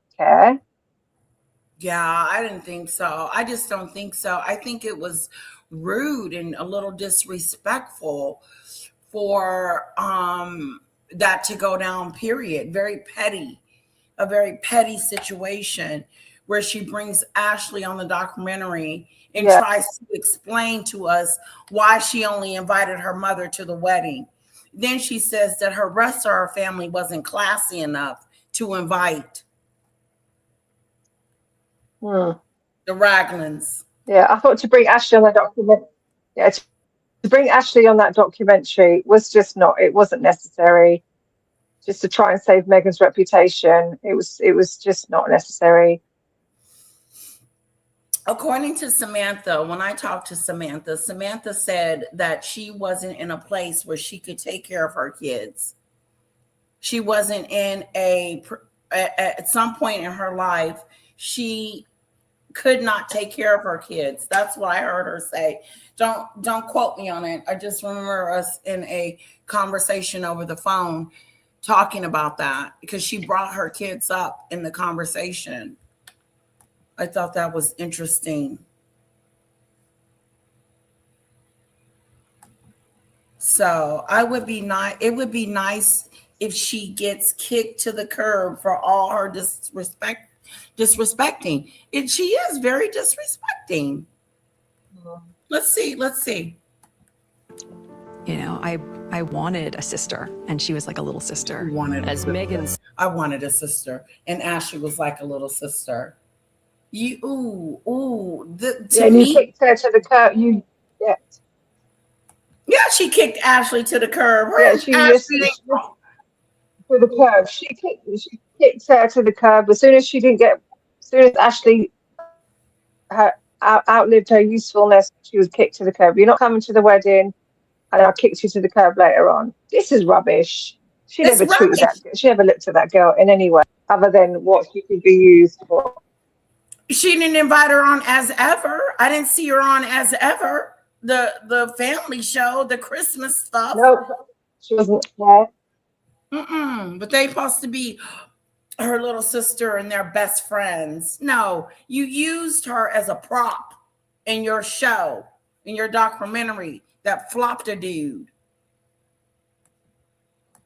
Status grew, so did friction within the family. Samantha pretty quickly began Debbie with a great expressing a lot of angry words about Meg towards me. And the more Meghan's family spoke out, the more the Duchess severed ties, eventually resulting in Ashley being uninvited from the pair's 2018 wedding. To know that it was because of my biological mother that this relationship that's so important to me was impacted in that way. That's BS, Ashley. For you to allow your auntie. It is rubbish. You felt, why would you fall for that? Yeah, it's so rubbishy. It ain't even funny. Here's the thing. Probably she fell for it too. She did. Flatline and sinker. I'm gonna blame my mom for my relationship with my auntie and for making it to the place where I wasn't able to come to the wedding because of my mom. So you let your aunt implant this sick, sadistic reason. Sadistic, it's not sadistic. This sick reason why you couldn't come and you believed it? Your mother has nothing to do with the invitation other than she didn't invite you. No, she didn't. Absolutely nothing at all. And for that's exactly what she don't like you, love. She don't like you. She doesn't like you, Ashley. Sorry, you're just not important to her. Hate to be the one to break it to you, Ashley. She doesn't care about you, Ashley. Stop it. I'm sorry to tell you that. You're right, Demon Dictator, 100%. That she does not like you. She does not care about you. She's just faking it for the cameras. She put you in as a prop. And now she's got you believing, and this is where it got sick to me. Because why would Meghan, pretend like I'm Meghan for just a moment, would put my niece on TV and on a documentary to talk crazy about her in front of the whole world? Why would I want to disparage my sister? Even that, it's okay if we're not communicating, if we're not talking, if we're not together. But the mere fact that you brought Ashley on this show deliberately to disparage, to discredit your own sister, Meghan, speaks volumes about what type of person you are. Yeah, to not only disparage her sister, but to try and make Meghan look in a better light than what she was. It's like she's trying to make Meghan look better. She's trying to. The biggest criticism she had: why did you not have any family other than your mother when you allegedly get on so well with your niece? And she's got to bring my niece. Oh no, you got to go on to try and make me look good. It's like this girl fell for it, hook, line, and sinker. She really did. Yeah, that's true, Ziggy Lee. She may not know her middle name and she may not know her birthday, but I find that very hard to believe. I think Meghan is a liar. So do I. I can't. She was pictured with Samantha all the way up when Samantha graduated, and Meghan must have been in her late teens then. I don't believe it. I don't believe this at all. I'm sorry. I don't either. Comment of the moment goes to Ziggy Lee. Oh, Letitia, no, we will be turning off if you were Megadu. If I was Meghan. You was Megadu. Yeah. But I think like Debbie, with great respect to you, Debbie, I think you've got to leave some of these kids out of it. Why she gave up her children and Noelle because they're just innocent people in all this. I don't think they should be brought up. Right. I don't know, Ziggy Lee, for sure what actually happened, but that's what I heard from Samantha. And that's what she said. She said she wasn't in a good place at the time. And I don't know if it was grandmother or I don't know who took care of the kids. I don't know who got the kids. I didn't go into that with her because I felt like if she wanted to divulge more, she would. But it sounded like they were taken care of by a family member other than her. Yeah. I don't quote me on any of that stuff. Kudos to her for admitting that she couldn't take care of them, because a lot of people don't, and they put them straight into keep them in certain circumstances or put them into care. At least she had the kudos to admit that she couldn't take care of them and made sure that they were in a safe place. I think so. Thanks for coming up. This is really good. Thank you. Yeah. That's okay. But did you Insight. say something before when Harry was saying, "Oh, Meghan's so much like my mum," and I see a lot of my mum in it. First of all, Harry has admitted himself he doesn't remember his mother. So how can Meghan have the same attributes as his mum? And secondly, oh, Harry, you're in for a shock, baby. When that divorce comes through, you're going to see she's nothing like your mum, babes. Really? She's going to go full Amber Heard on you.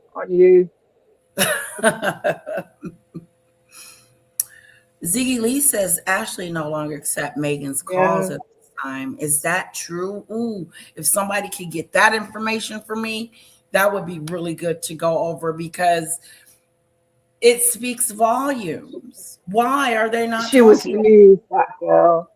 Yeah, she used.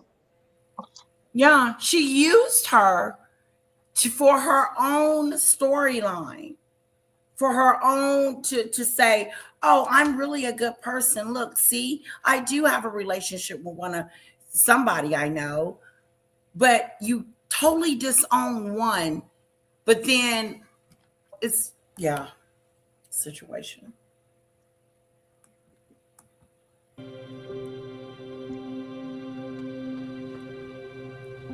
You could tell Meghan had something to do with this conversation, because Meghan told her the reason why you couldn't come was because of your mom. They thought it would look funny. Yeah. They thought it would be weird. So it's your mom's fault. Stupid. It is so horrifying. Yeah, it's your mom's fault.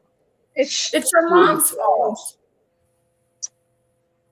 Yeah, demon dictator. She's going around talking about it's your mom's fault. Buckingham Palace said you can't come. Oh. Yeah. And the she palace believed said her. That's silly. Yeah. Let's blame it on the castle. They're not going to explain. They're not going to say anything. They're not going to come back and say, we told you to. Well, come to find out, the queen told her to invite who she wanted to invite, and she did. She Of had course that. She could have. Yes. If she didn't have her the free father was reign, due to come. Jesus.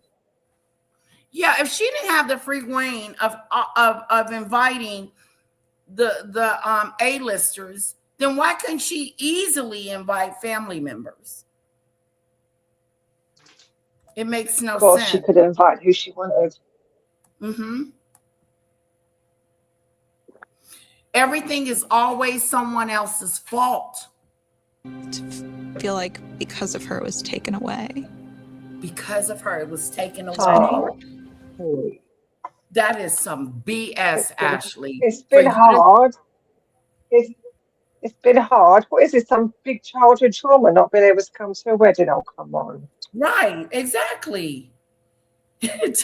Say childhood trauma. She wasn't going to invite you no way. Okay, so you couldn't come to the wedding. Did you not come to the after party where you wouldn't have been seen, and would anyone would have known? Would anyone would have known you was in the after party? No. Good point, demon dictator. What happened to the after party? or you come to know, the dinner afterwards in secret. You when know? Oh, nobody come would on. have cared if you had invited Ashley. Who would have known? It was all It in probably, secret. right. It probably would have made you look better in the light of people, Meghan, if you had have invited Ashley. But since you didn't and blamed it on the royal family is the reason why they couldn't come, and Samantha, you blame both. Meghan's a sicko.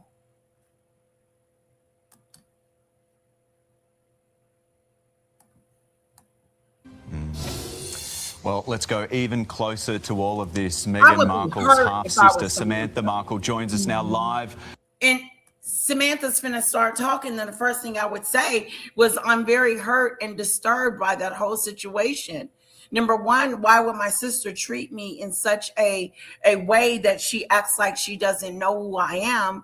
And then second of all, blame the royal family for saying that she couldn't come because of me. Yeah.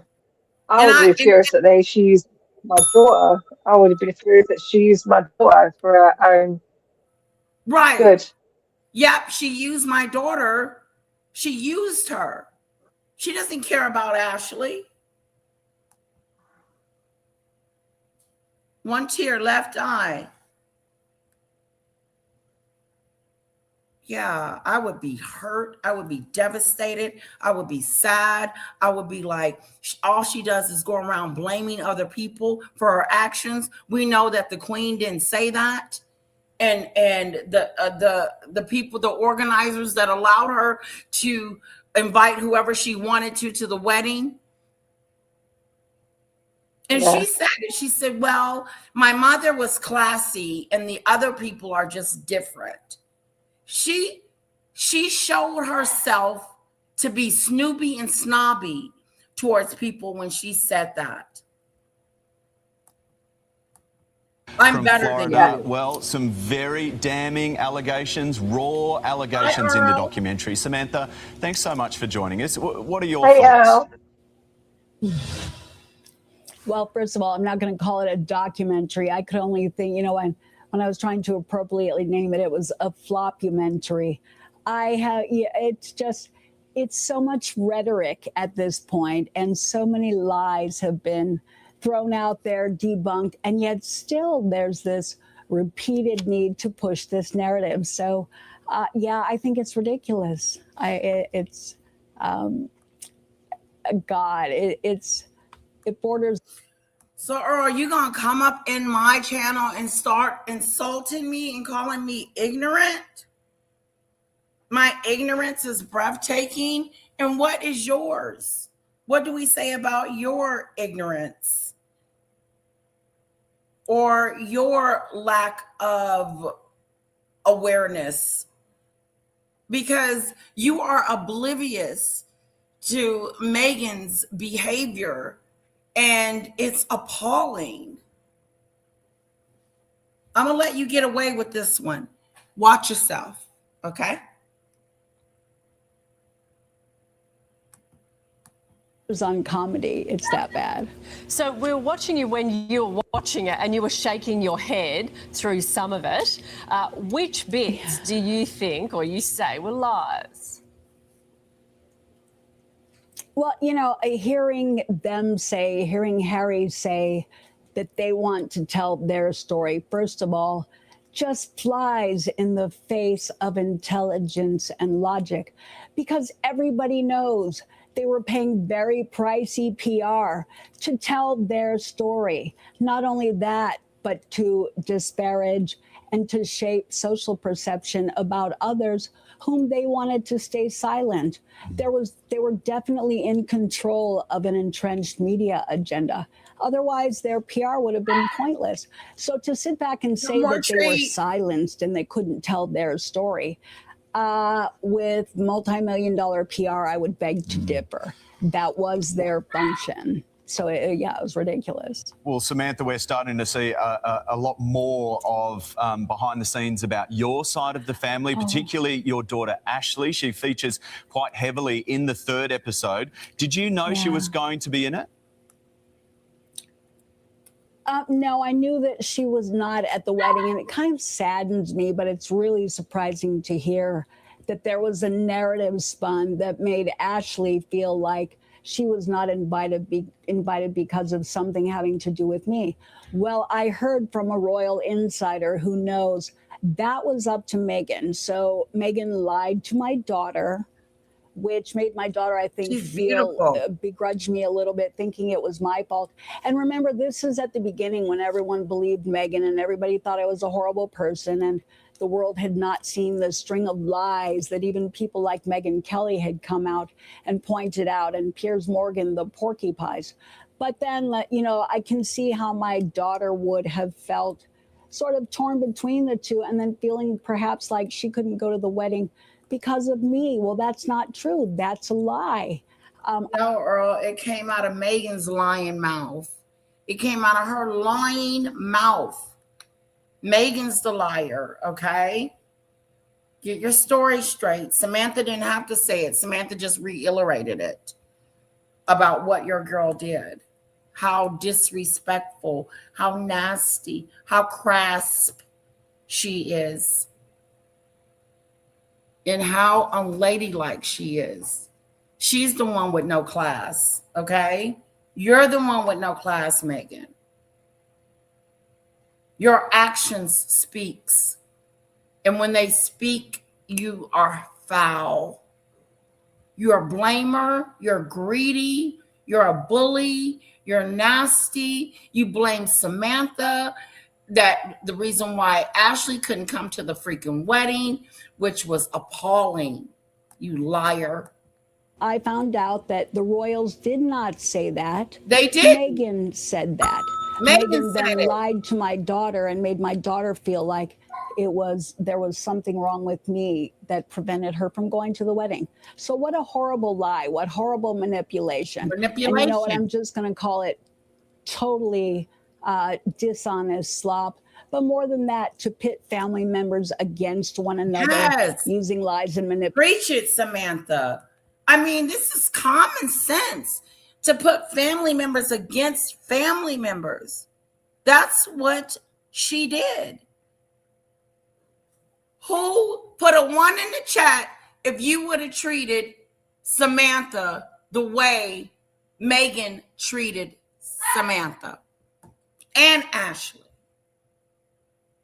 She pinned her daughter against her. She blamed and manipulated the story. Why would someone do that? It speaks on their character. Doesn't make Meghan's character look good at all. Preach it, Samantha. Dishonest slop. But more than that, to pit family members against one another using lies and manipulation. No, the buck stops here. So totally ridiculous. And I'm sorry she did that to my daughter. That's very sad. So you previously said you helped raise Meghan, which she denies in that series. No, Leslie. No. In fact, that's another tabloid spin. Nobody ever saw me say I helped raise Meghan. That was a construct. Both my brother and I were very forthcoming that we were like normal sisters. We babysat. We went to the duck pond. We went shopping. We did normal stuff. So if anyone heard and thought that I ever said I helped raise Meghan, not any more than any older brother or sister would. So that was a lie. And I think people were really confused by that. They don't understand the aggregate news. And I found out from an attorney in London that there was an entrenched media agenda against me. I was never on a fixated persons list. That was made up. A lot of the stories that were out there were being generated with the purpose of discrediting and silencing us. So again, in the aggregate news, if you do one interview, thousands of publications around the world will follow suit, write the story, do a little bit of a spin on it, and suddenly it looks like we're out there doing thousands of interviews. That wasn't the case. It was a nightmare of PR. And unfortunately, Samantha, it pitted family members against one another. let me ask you this then. Yes. And you know Meghan, of course. Harry continually compares Meghan to his mum, Princess Diana. What do you think of that I don't comparison? know, but I heard it too. Okay, well, I will say that I don't ever recall hearing anybody, the Meghan Kellys, the Piers Morgans. Diana was never noted as being a compulsive liar. Diana was never noted as destroying other people, Right. ignoring people through heart attacks, strokes, pandemics, and the Diana is nothing like you. And for you to act like or try to compare yourself to Diana, Meghan, it is really sad and depressing. Don't. You Well, wish. it was Harry that it was Harry that was trying to make her out to be like Diana, which he doesn't even know what he doesn't even, he says it himself, he doesn't even remember what his mum was like. So I don't know how he's comparing Meghan to Diana. It's nuts. Exactly. And she's nothing like Diana. Diana would have never invited those celebrities to her wedding. She would have never not invited her family to the wedding. She would have never did that to her sister on national TV. She would have never No, Diana had all of her family there. Diana had all of her family there at her wedding. So did Yeah. Catherine. Yeah. Catherine had her whole family here too. She's the only idiot that thought it would be okay to do such a thing. And it was idiotic. And then to blame the royal family for who she could invite, knowing that she put those celebrities on the list. If anything, if I was the queen, I'd be like, why are you inviting these people? Do you know them? Hell no, she don't know them people. Yeah. The lies and manipulation and the world that Meghan lives in, where every single thing is a lie, and she has to go and clear up the mess that she made and lie to more people, and the more lies and the more web she weaves, it's just fascinating to me. It really is. It is. It's captivating. The lies and the other lies and the ones that she has to make up, and then she makes up a lie, and then after she makes it up, she manipulates the lie and make it into something that it's not. And it's a spectacle. Meghan is a spectacle. Every time you look around, she's doing something that is just appalling. Like going to the UK. She knows she's not going. She knows she's not going to allow Harry to take those kids to the UK, and they're not going to be seen by the king. That's not happening. She's still in this blackmail mode. Rocky, you're not getting any more treats. No more. Oh, Rocky Jew. Yeah, he's had 3 big ones. And it's just something. It is, and she's like, Ashley, everyone's criticizing me. Go on TV and try and make me look better. And the silly girl did. It's so sad. How many people Earl gets to listen to Meghan versus Samantha? Meghan went on national TV several times saying that she disowned her sister and disowning her whole family. Do you think that's going to get out more so than Samantha saying something about Meghan being manipulative, which is true, and a narcissistic, which is true, a pushy princess, which is true?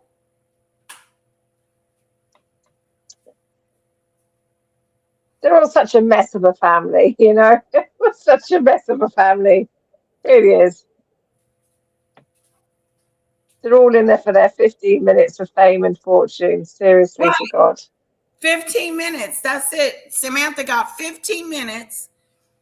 And Meghan's going on national TV, a documentary, disparaging, dissing, manipulating, making her sister look like the worst person in the world. so that she won't look like she was the one that shouldn't. Oh, I didn't invite Samantha because of this, this, and this. No, you didn't invite Samantha because you knew she was going to be talking crazy and telling everybody about what was really going on with you. But you got scared. Yeah. Debbie's actually right. There is a lot of that Diana did actually go and destroy people. She really did. Yeah, that's actually true what Debbie just said there. Oh, yeah. Yeah, but she didn't go on TV talking about how she destroyed him. That's something Meghan would do. No, she didn't go on TV and try to cover it up and bring other people into it. That's true. Right. Exactly. And manipulate the situation. Yeah. Manipulate. You know, I think the bottom line here is for her to say that, you know, her family's estranged or they weren't close. Even Uncle Mike, who was. And comparing Meghan to Diane is insulting. Number one, it's really insulting. It is insulting. It is insulting to his mother. You can't even compare the two. You can't even compare the two. No, it is. Please. Diana was not perfect. And she wasn't perfect and correct. Comparing Meghan to Diane as if there's some type of comparisons. It's the weirdest crap-a-doodle. No, you can't compare the two. Meghan is trash, period. And always will be. She has proven herself to be that way. And if you guys watch the documentary, I really highly recommend that you watch it. And it shows you how egregious she really is and how self-centered and selfish Meghan is in this documentary, and how she talks about the royal family, how she goes in about them, and they are the ones that made her ass famous. She don't think I'll tell you what, if they didn't do nothing else, they made her famous. Go ahead, sweetie. They gave her the world, and she threw it away. Everything. They gave you a new life. They gave you everything. She threw it away. Like Chris Rock said, they gave you the light skin. You won the light skin lottery, girl. The light skin lottery. You hit the jackpot of all jackpots, and you got up in there and act a plumb fool. Yeah. Talked about the very thing that made you famous. Let me tell my story. Tell my story. And we still can't figure out what your story is. We all watched that documentary. It was analysed backwards, frontwards, up and down, and still can't figure out what the hell your problem was. There was no point to that documentary at all. We still can't figure it out at all what your problem was, Meghan. But that documentary, I tell you, if anyone saw that pushing that pram. Right. Was not invited to the wedding or the Raglins. What was she doing to reach out to family to be close? It's like she was invited to the wedding or the Raglins. Her to say that, you know, her family's estranged or they weren't close. Even Uncle Mike, who was not invited to the wedding or the Raglins. What was she doing? How in the world do you not invite your family, the people that you so-called care about, or because she's all about family and love and all of that stuff? How do you not invite those people? But then you run around California and run around and pretend like you care about all these other people that you don't even know. But you like to say, I don't even know Samantha. And you don't know those people that you go and see and pretend like you care about these people, the children and the adults.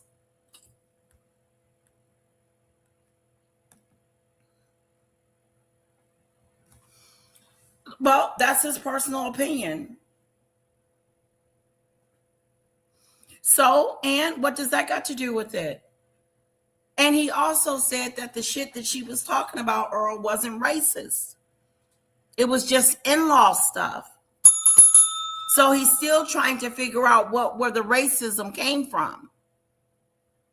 Being that there was racism in the royal family at some point. I don't know if we can call it racism or call it, what it was back in the day. Hold on. I'm back. Sorry about that. No, it's my internet. It's not great at the moment. They treated her with respect and dignity. And she went in there all with a mind concept of being disrespectful, unruly. I got it going on. It's all about me situation, and flipped that situation all the way around. Demon Dictator. She flipped. Yeah, she did, and it was terrible. Yep, they never should have let her in. They should have kept her out. They should have kept her ass all the way out of the royal family. The queen should have said, hell no. No to the wedding. No to Meghan. That's the problem. She had said no to that, even though if she had said no to that, oh, she's being racist, she's being this and that. No, she's keeping riffraff out of her face at her last hours. That's what she's doing. Because Meghan is some riffraff. The problem is, she was on her best behavior, man. Once she got that ring on the finger, all hell broke loose. But she was on. They had no idea this was coming. She Debbie, was on her good behavior. She has no traits like Diane. And again, to compare the two is insulting. It's insulting. Because Meghan is in a class all by her own loathsome self. I've never met anyone like her. I've never known anyone like her. I've never heard of anyone like her. She's in a broken situation all by her lonesome. That's why her popularity is in the toilet. That's why she can't get any more deals, because of who she is as a person. And to say that Diana had some of those traits is disgusting. What do you think, Demon Dictator? Because she was nothing like her. She stayed. She even worked after they even got a divorce. She still was an activist. She still was all about the Commonwealth and helping the royal family. Not Meghan do. Meghan left the first moment she got a chance to leave, because she didn't want to do that. She wanted to come over here to Montecito to make jam. Fine. Come over here to make jam. But don't be coming over here talking about the royal family after they done made your ass famous. That's all I'm saying. I don't think Diana was a very troubled soul, and she had those traits before she married. Yeah, she did. But she was an unwell person, let's just say. And she should have got a lot of more help than what she should have. So there is, she had a bad side where we all do. Did she harass the husbands of her lovers? Yes, we all know she did that. She used to make anonymous phone calls and put the phone down. We all know that she did things like that. She is. But the one thing I believe, Meghan. I believe that Diana would have. But I believe that Diana believed in the royal family and the monarchy, and because her son was going to be king, and I don't think she would have wanted to have ever wanted anything to come between her sons, or to disrupt her children, or disrupt William becoming king. She may have hated Charles, yes, she did, but I don't think she wanted to do any harm to the monarchy, to her sons' legacies, and to have ever wanted her sons to be separated like they are today. Too bad she didn't. Yeah. Too bad the Queen Elizabeth didn't change the patent, because honestly, their titles need to be stripped of them, because they are no longer working royals. They don't represent the royal family at all. They represent themselves, Earl. They serve no purpose. And why is Lilibet and Archie king and princess and prince? For what? For whose glory?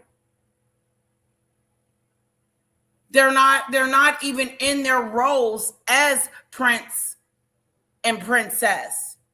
They're not even in their roles because they're in a whole new different country.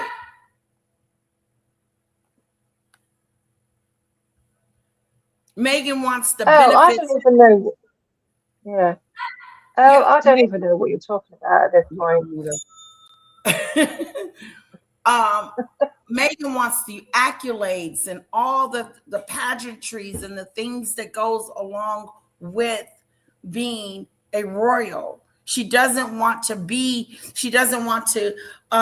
do the work as a royal, but she wants the whole idea of being a royal.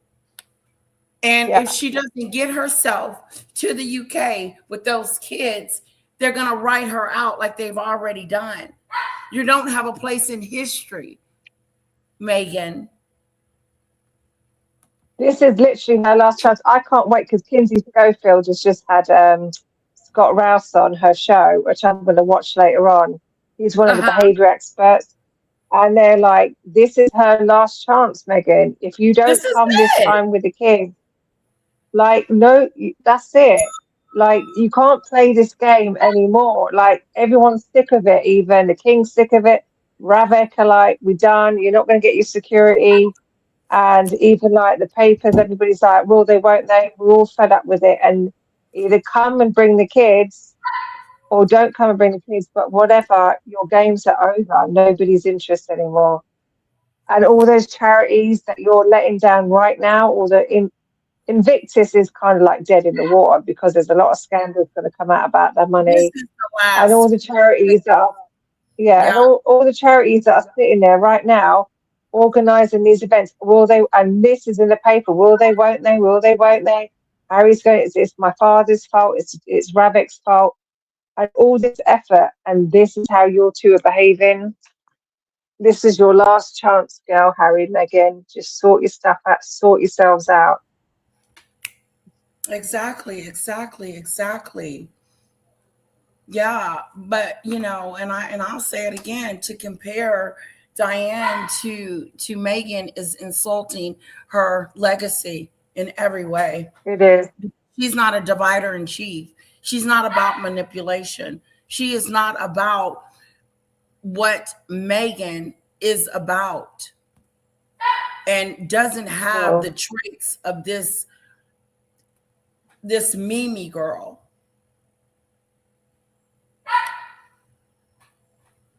Well, that's their problem. Let them figure that out.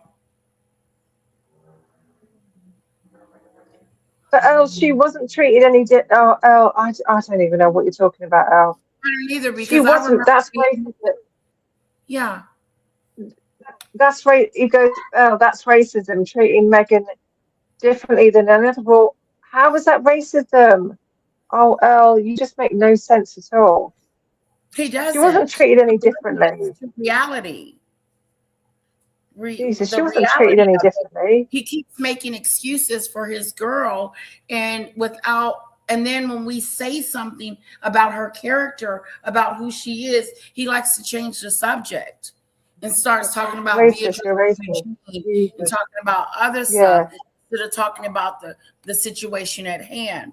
The fact of the matter is that Meghan is not this nice, lovable, kind, gentle soul. No matter how she tries to come across that way, she fails. No. And to me, this interview is so powerful because Samantha is telling it like it is, whether she's her sister or not. She's telling the truth. Yeah. She comes across well in interviews, Samantha. Very good. This was a very good interview, I may add. Yeah. And Child to family to be close. It's like she's making everybody else responsible for the fact that she didn't care or want to be bothered. So the bottom line here is it's not the family members, and to suggest that it is a total lie. She had an obligation to participate as a family member.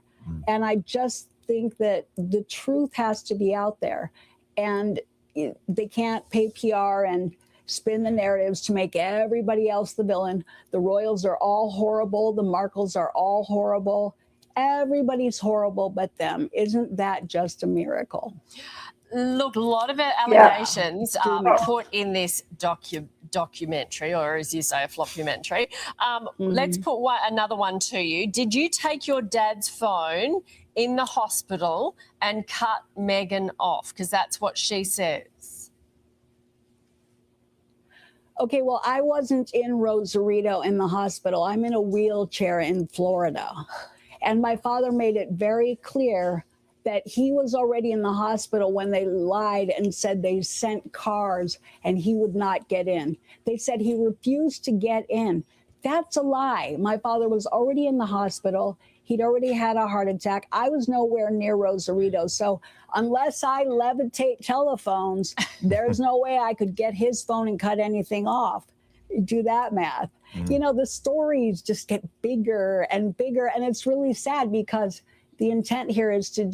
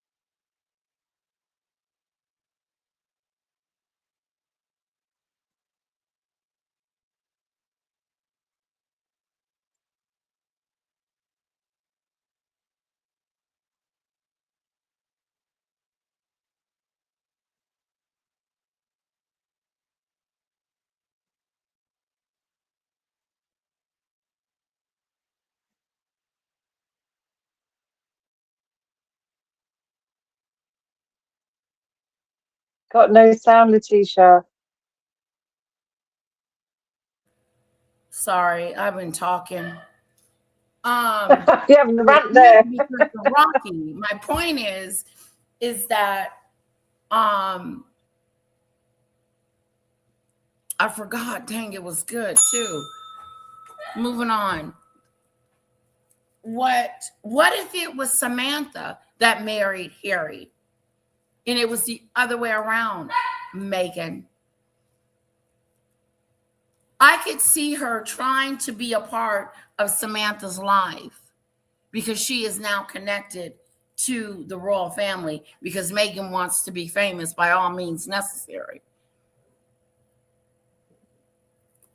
So I could see her trying to cling on to Samantha and trying to make a name for herself. But the difference between her and Samantha is Samantha would have let her ass in. That's the difference between you and your half sister, Meghan. That Samantha would have let you in. She would have invited you to the wedding. She would have let you be a part of something special. But, you know, it's okay. You didn't have to invite Samantha. But don't be lying on her daughter, talking about the reason why she couldn't come was because of Samantha. Samantha ain't got nothing to do with your invitations and your wedding.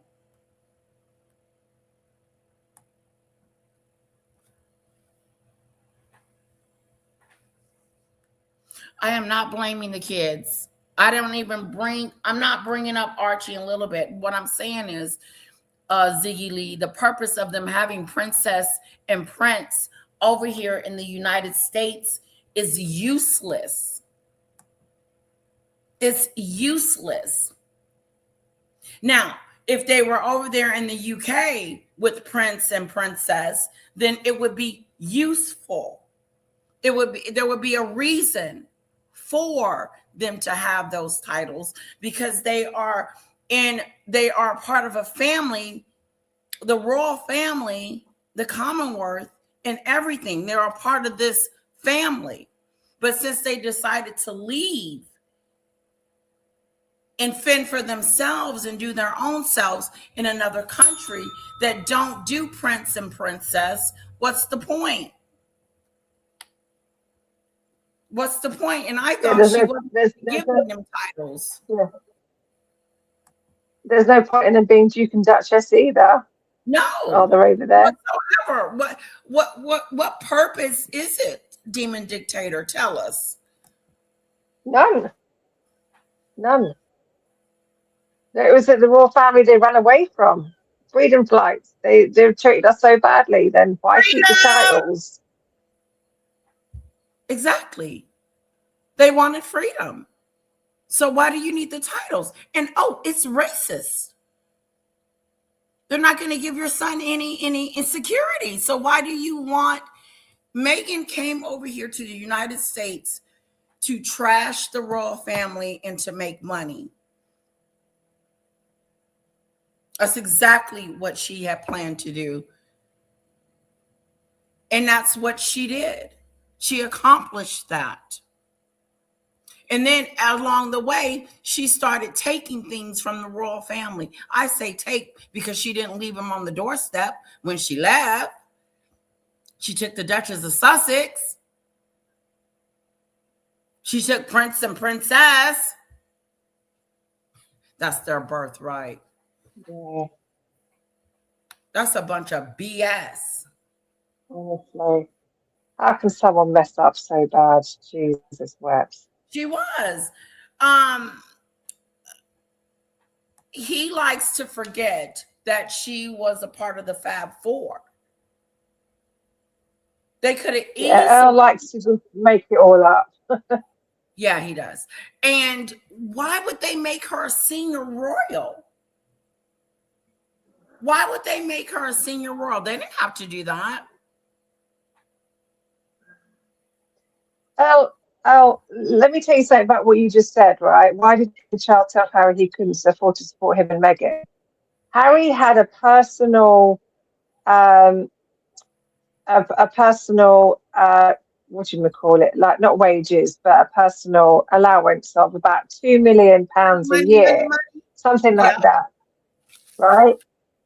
I'm sure out of that roughly about £2 million a year, I'm sure that he could afford to look after Meghan out of £2 million a year, right? I live on a hell of a lot less than that, and I can support myself a mortgage, a car, and all that, and a hell of a lot less. I think £2 million he can afford to support Meghan. So if you believe that's true, that King Charles said he couldn't afford to support Meghan, you might be barking up the wrong tree.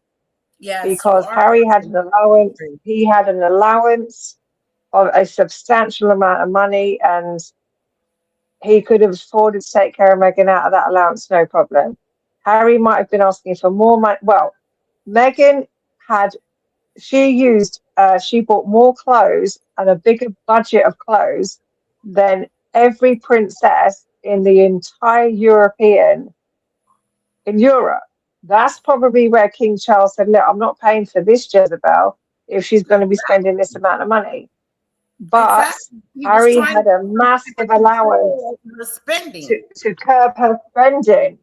That may have been the issue, because I'm not paying for this Jezebel, which is the biggest clothing allowance, more than Catherine, more than the Queen herself. So that's what he was talking about. But Harry had a personal allowance of about £2 million a year. There was no problems. Harry could afford it to keep Meghan, no problem. So let's get it right. If Meghan had kept her funny looking self over there in the UK, she was taken care of and she was covered. And you know that. She was covered and she was taken care of by the monarchy and by the family. They allowed her to be a see. What's funny about Earl's conversation is he act like that Meghan was this outcast and they didn't treat her as a princess when they did. You're a liar, Earl. They took care of your girl. She just wasn't happy enough. Okay, she probably wanted to be queen or something like that.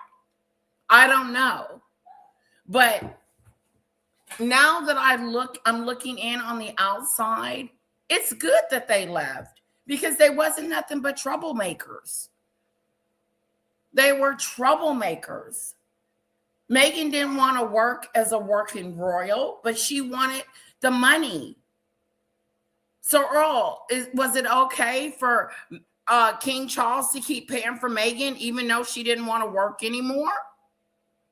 I guess so. She's entitled to it all, I guess. Earl thinks that Meghan is entitled to everything that she's been given from the royal family. Why? Why is she subject to get all this money and clothes and castles and all that? Because she married Prince Harry? So she's entitled to what? The Queen went beyond the call of duty to make sure your girl was good to go and had everything she needed to be transitioned into something that she would never be. She'll never be a real royal. She will always be a fake-a-do in my book. Always be, because you can't tell me you're going to give me the life of a lifetime and I'm going to squander it. I'm going to talk about you guys. I'm going to call you racist. I'm going to say you did this to me and that to me and this to me. And then when she does tell her story about what they did to her, it's like, what the hell are you talking about? Nobody's doing anything to you. You're crying like a whiny old baby. Now she's over here with Harry do. And you can't tell me that this relationship is going to last forever, because it's not. It is not. The deals are drying up. Everything is drying up. And once it dries all the way up and the money, there's a money situation, Meghan is going to be ready to bail. I'll talk, I'll regurgitate. I've got no evidence. Jesus wept. Everybody knows this. Yeah, didn't they give her $2 million to update her home? I mean, my God, what mother-in-law would give me $2 million to update? Excuse me, what mother-in-law would give me $30 million for a wedding? And then turn around and give me a gift, 2 gifts at that. I'm the Duchess of Sussex, and then she gave me some pearl earrings. All right, Al, I'm going to... Meghan doesn't thank them for any of that stuff. She's not grateful. She's bitter, nasty, disgusting, and oh, they did this to me and they did that to me, but never do she talk about the things that they did to her to make her a better royal. Did she? The only thing she said nice about the Queen was she didn't say it. It wasn't the Queen that said anything about the color of the skin. That's the only thing that you can say about the Queen after all she's done for you, Meghan. You turn around and disparage her, talk about her, say nasty, blame things on her, and talk about her, the things that she has built up. You got on the Netflix show and talked about a royal roster, which means nothing. They didn't protect me. They didn't do this to me. They didn't do that. They protected Catherine, but they didn't protect me. Go ahead. All right. Sorry, I'm going quiet because I am gonna it's coming in a side chat. There's some evidence of what I'm talking about, and you can actually Google this yourself if you can be bothered. You can face the shame. No, the only reason why we're talking about Meghan because she's controversy. No one's talking about money because she's the only one that's grabbing all of it. No. Earl just said I was talking crap and I got no evidence. Well, here we are then, Earl. Evidence. When Prince Harry and Meghan Markle met in 2006, roughly 95% of Harry's private income came from his father, then Prince Charles via the Duchy of Cornwall estates. While exactly itemised personal breakdown were not public, financial records show Prince Charles allocated around 4.5 million to 5 million annually to cover both Prince William and Prince Harry's combined official and private expenses. Thank you. 4.5 to 5 million. You can't And beat the I said facts, roughly Earl. 2 million. You Thank can't beat you. the facts, Earl. Sit down, Earl. Sit Get the down. facts. All right. And let's go to how much Meghan's wardrobe cost. Let's do this one, Earl. Come Let's on. do that one. Since he doesn't believe it. Mm-hmm. Well, you put no facts at all to cover what you're talking about. Mm-hmm. And she only had been there a year. Look how much money she was accumulating, spending in that 1 year. 30 million for the wedding, 2 or 3 million for the Frogmore house, 2 or 3 million for clothes. I mean, the list of things that the royal family bestowed upon this witch is insatiable. They gave it to you all. They gave you fame, money, a wardrobe, a cottage, a prince. What more could you what demon dictator? What more could you want?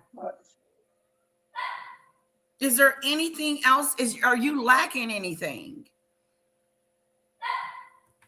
This Hell girl, no. she can't be, she's never going to be happy, this girl, no matter what you give her. She brought in $3 billion. She didn't bring in anything, honey. She brought issues and situations. That's what your girl brought in. Quit building her up to be something that she's not. And the queen asked her, or was disparaging about the $30 million wedding. The queen was not, oh, let's do this. Yay, yay, yay, yay, yay. It was Meghan wanted the spectacle.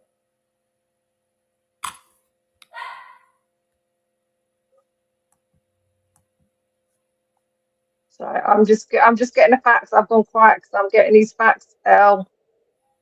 I'm getting these facts. A demon dictator is Yeah, fact. just put some more in there.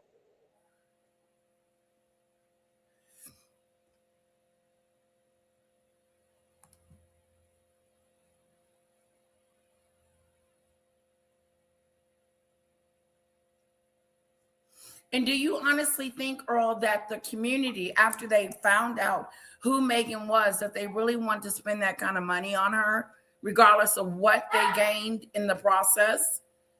They would probably have rather not, now that they know who she is as this person.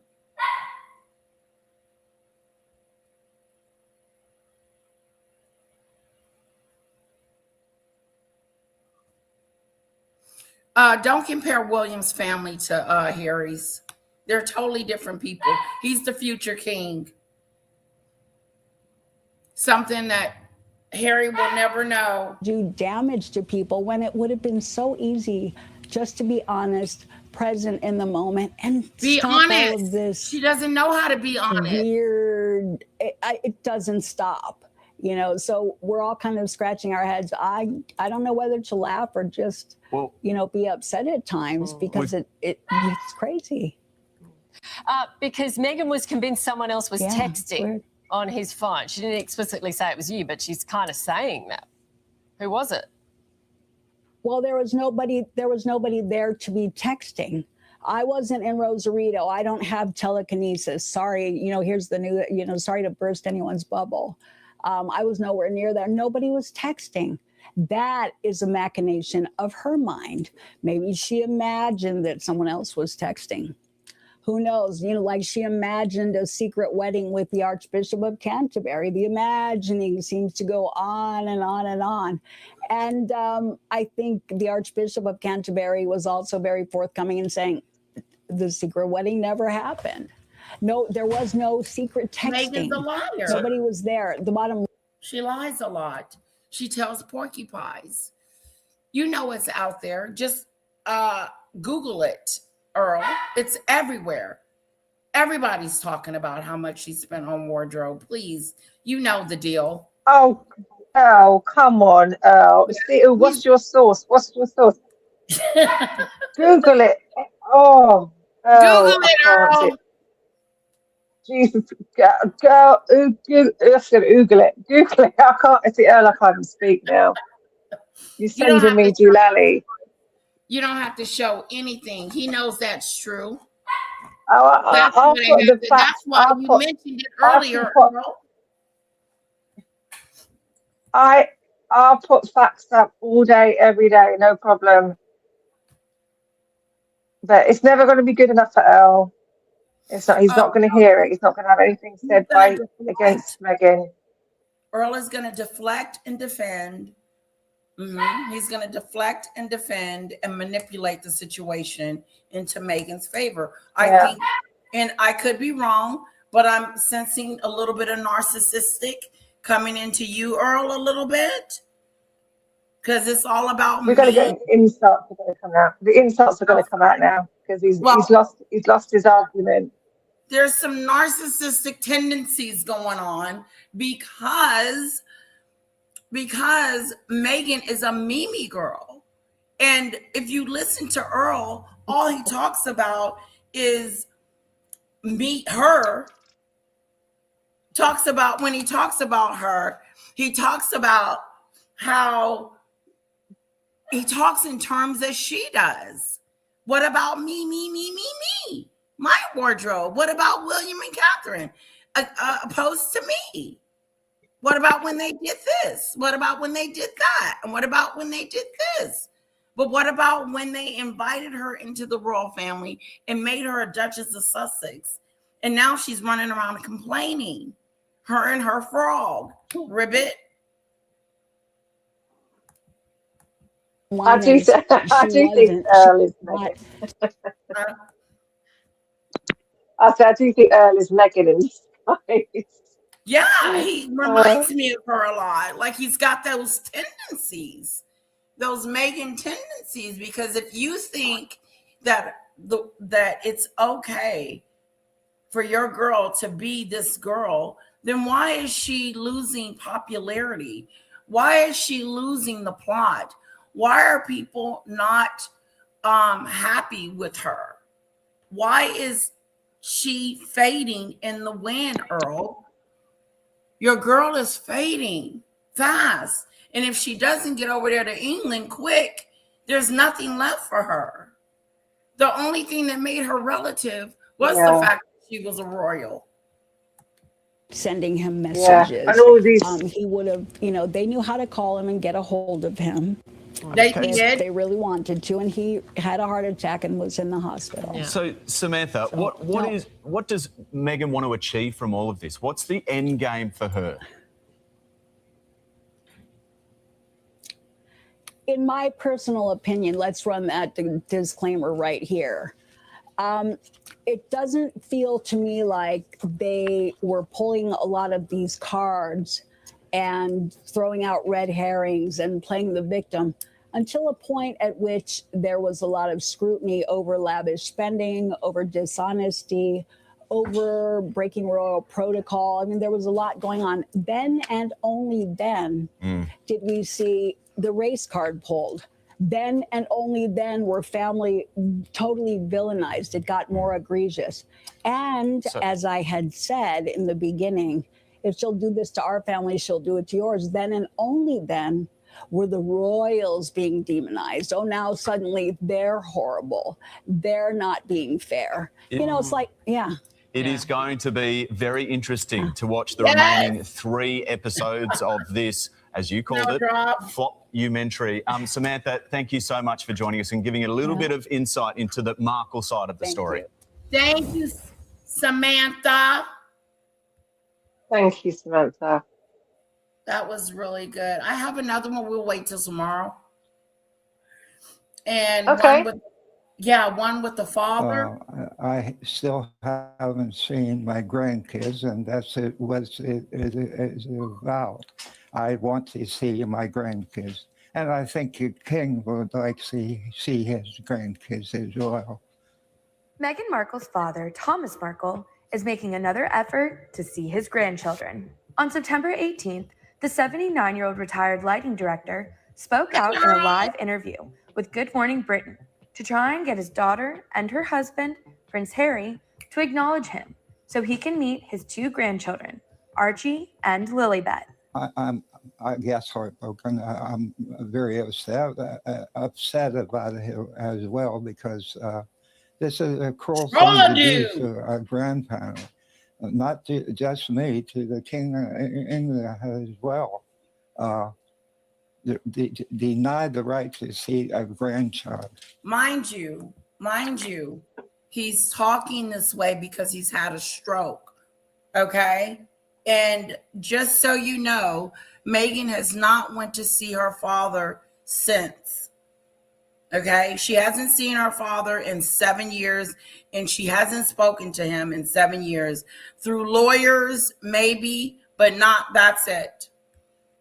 And this is him wanting to see the kids. That's a lost cause, because you can't even see Meghan.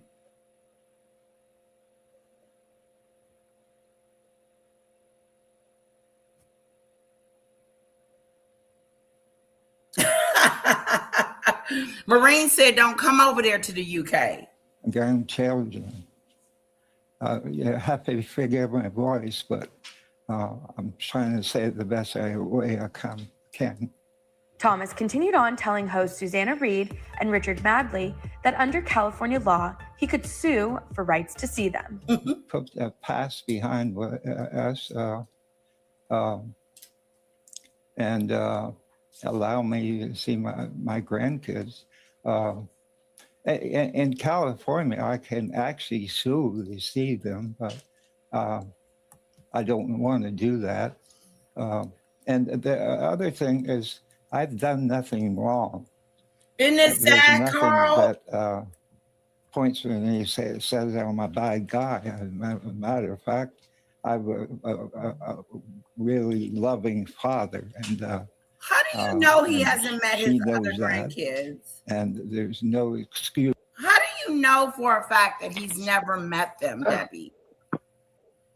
I'm finding that very hard to believe. He may not have a real relationship with them, but I beg to differ that he's never seen them before. Let's put that out there. And Carl, I believe it too. This is such a sad, sad moment for Grandpa. It really is. That's Meghan. Okay, that's him taking care of his daughter, changing her dirty diaper, giving her baths, feeding her, doing everything he needs to do for her as a father. Then when he gets older, she cuts him off. And when I say cut off, I mean off.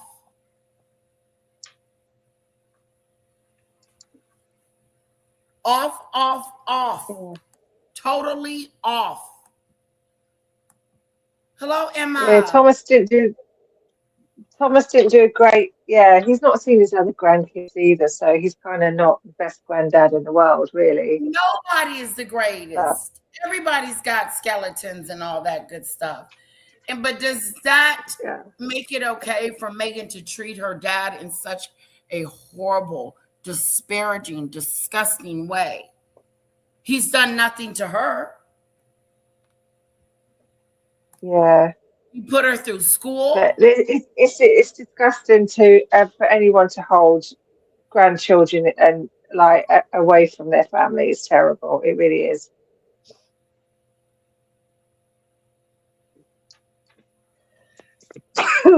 Excuse me.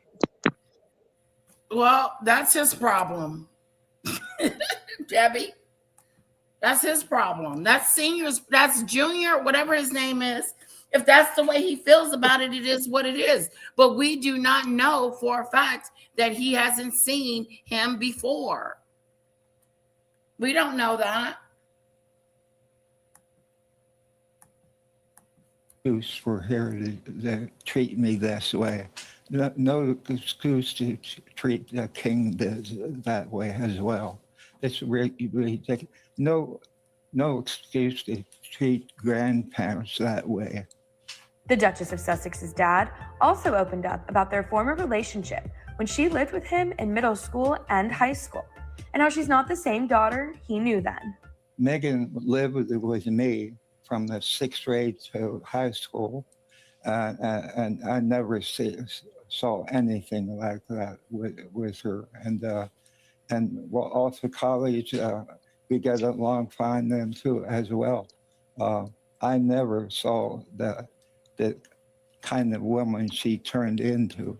I'm shocked to this date to tell you that, because she's not the person I knew as my daughter. Meghan's relationship with her. This is what makes it a little strange. Like he's saying, this is not his daughter. This is not who he used to know. He had a relationship with Meghan. They had a father and daughter relationship. So for him to be treated in such a demeaning way, it is sad, Carl. It really is.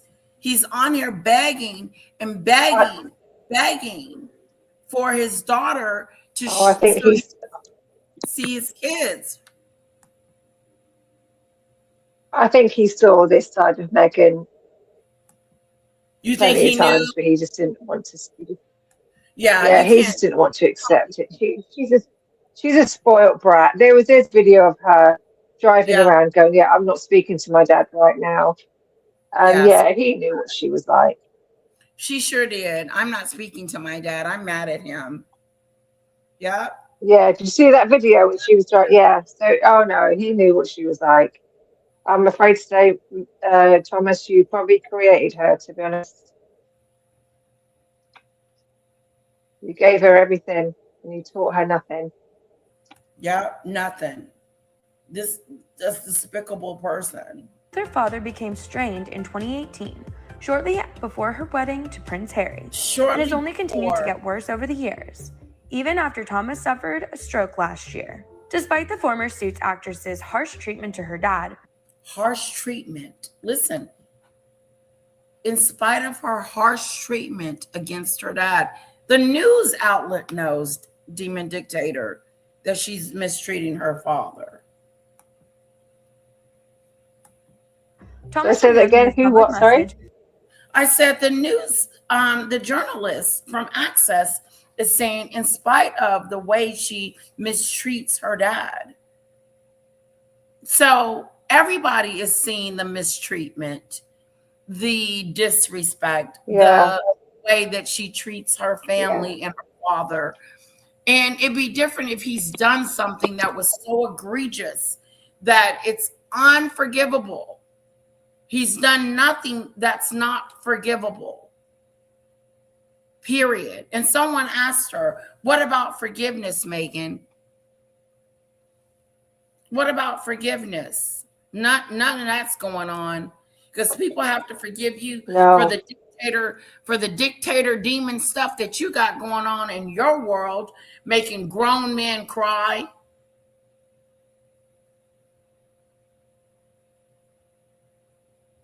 She just that he will always love her. Well, I've not always a good been person. here for her. I No, still love her. I love her forever. I never she's not a good changed that person. feeling. It just But I want her to reach out to me and let me see my grandkids. and let me have a little peace. And it's been 5 years. The least you could have did was send him a picture. Guys go for things in prison for 5 years and then they're forgiven. I didn't do anything. So forget it, I guess. But when asked by the British talk show host if he believed that Prince Harry had an effect on her behavior, Thomas insisted that it was the other way around, also saying it's unfair what is also happening to King Charles. Do you blame Harry for that? Oh, yeah. I don't know. I don't know. I blame her or Harry. I think she had influence on Harry more than he does on her. So I blame Harry. So do you feel that there's no room for you to seek forgiveness from your daughter or apologize to your daughter? Do you feel you've got anything to say sorry for? Well, I have been always apologizing for anything I might have done. I don't recognize anything I've done wrong. So I'm sorry if I have, but I can't find that. How do you know that? And the other side of the coin is that King Charles has done nothing wrong too. You don't know and if he's it's going to be on the tabloids. As well as I am. Every time I see King Charles, I realize he and I share the same grandkids.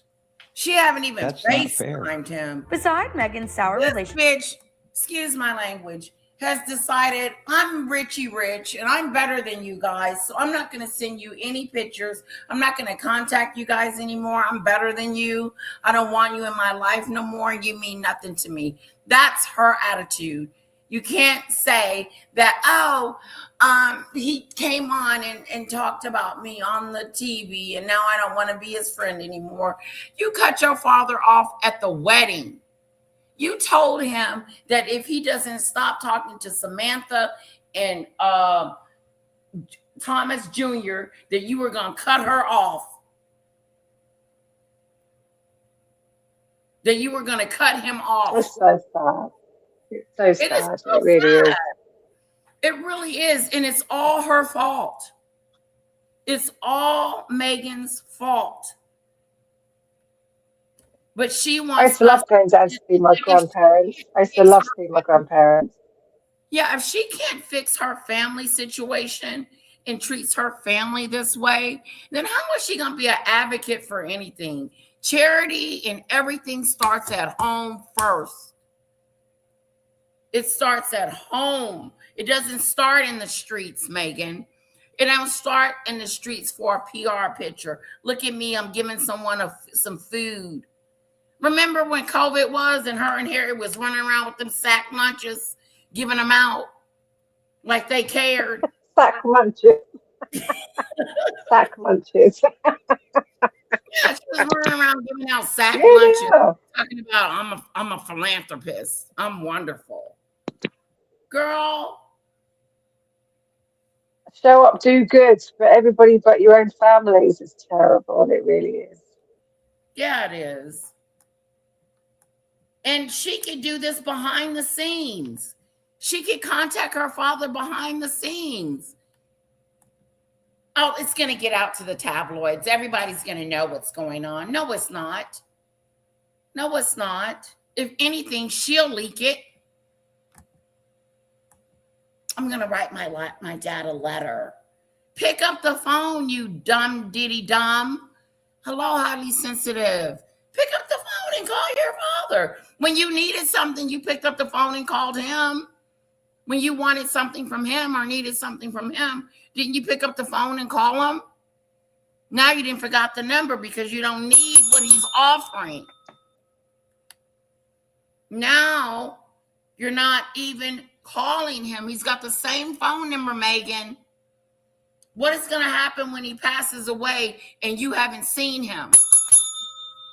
How do you think that's going to go down with the folks? I'm going to be looking at her side-eyed. You mean to tell me that you didn't go see your father before he passed away because he was on the internet saying that he wanted to see you? So you cut him off because he's talking to the media. But you went on the Oprah show and was talking to the media, and you went on the documentary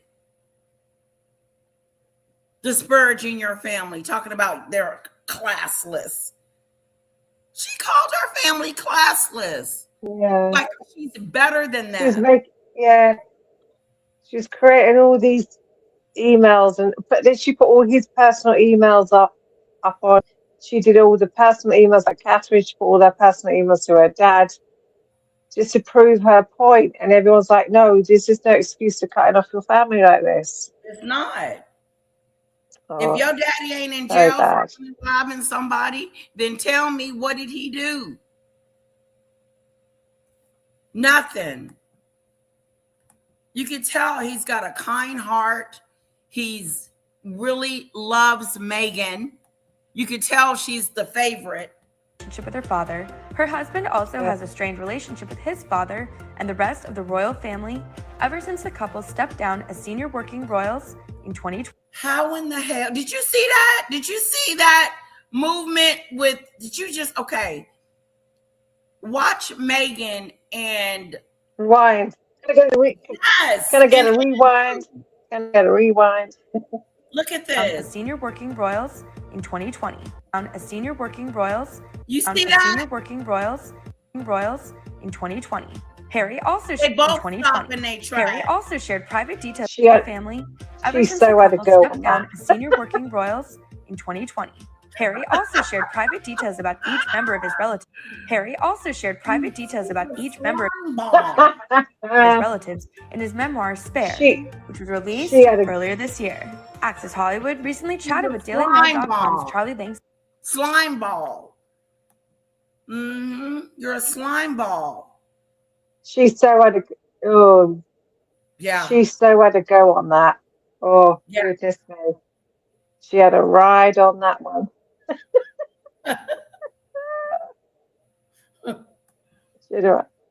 But you know what I think is sad? Because Thomas Markle sat there and he had the press all around him. He was in a situation that he didn't understand or didn't know how to deal with when just before the wedding. And yeah, he said he made a mistake, but they didn't look after him well enough, and he thought that she was embarrassed by him, so he tried to put it right, and they left him in the wind, flying in the wind on his own, and they should have looked after him a little bit better. Exactly, Demon Dictator. And to add to your story, add to your what you were saying, he did nothing to deserve the treatment that she is bestowing upon him. Nothing is making him deserve the treatment that she is doing to him. Period. No. Yeah, it was also calculated to make sure he didn't come because she was embarrassed. She didn't want anyone of her family to be able to reveal any dark secrets, and she just kicked them all to the curb. Yep, she sure did. And she shared how his relationship with the monarchy has changed in recent years. And do you think there's any chance Prince Harry could go to the UK to commemorate the anniversary of her passing? Honestly, I don't believe that Harry will. I think that he will choose to honor the Queen privately and behind closed doors. I think Harry is very much aware at this point that whenever he attends any form of royal event back in London, it doesn't really do him much good. Now, we do understand that Charles and Harry are broaching the idea of Get hold of that bump, girl. It's falling down. Look how she's holding it. Fell down because it fell down on this. It fell down. Let's go back. It fell down. That's why. I said she's holding it like she's holding it up. Look at that. It did because it fell. It did actually fall down here. It fell down. Look, this whole look is ugly to me. I'm sorry. The red and the It purple. was ugly. That was not good. Yeah, this whole look was a no. Watch her belly. Watch her hold her belly. And it looks like the belly is slipping. Okay, I'm gonna put It it. did slip. It fell down.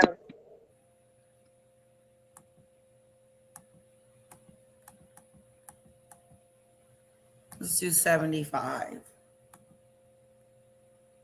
Stand that Charles and Harry are broaching Ooh. the idea of having peace talks in an attempt to kind of, you know, repair the rift that has been going on for so long now. But I think until some kind of resolution is reached, it doesn't make sense for Harry to be there at these big royal events, particularly not ones that honor the Queen, because Harry's mere presence takes attention and focus away from what that event is really supposed to be about, which is honoring the Queen's memory and her legacy. I absolutely think the Queen would want a reconciliation between Harry and the rest of his family. I think she would be heartbroken that this rift has gone on for so long. However, I also think that the Queen would want to have words with Harry and say, we want you back in the family fold, but you can't keep behaving They this don't way. want that. This is old. All right. Thank you guys. Another great live. This was 3 hours. Ooh, 3 hours. Wasn't it great, Demon Dictator? Yeah, it is I love great. you. Thank you for coming so much. Oh, you're welcome. What is your overall thoughts? I want to hear your overall take before we head out. On what specifically? Just I know, right? which bit? It's all crazy.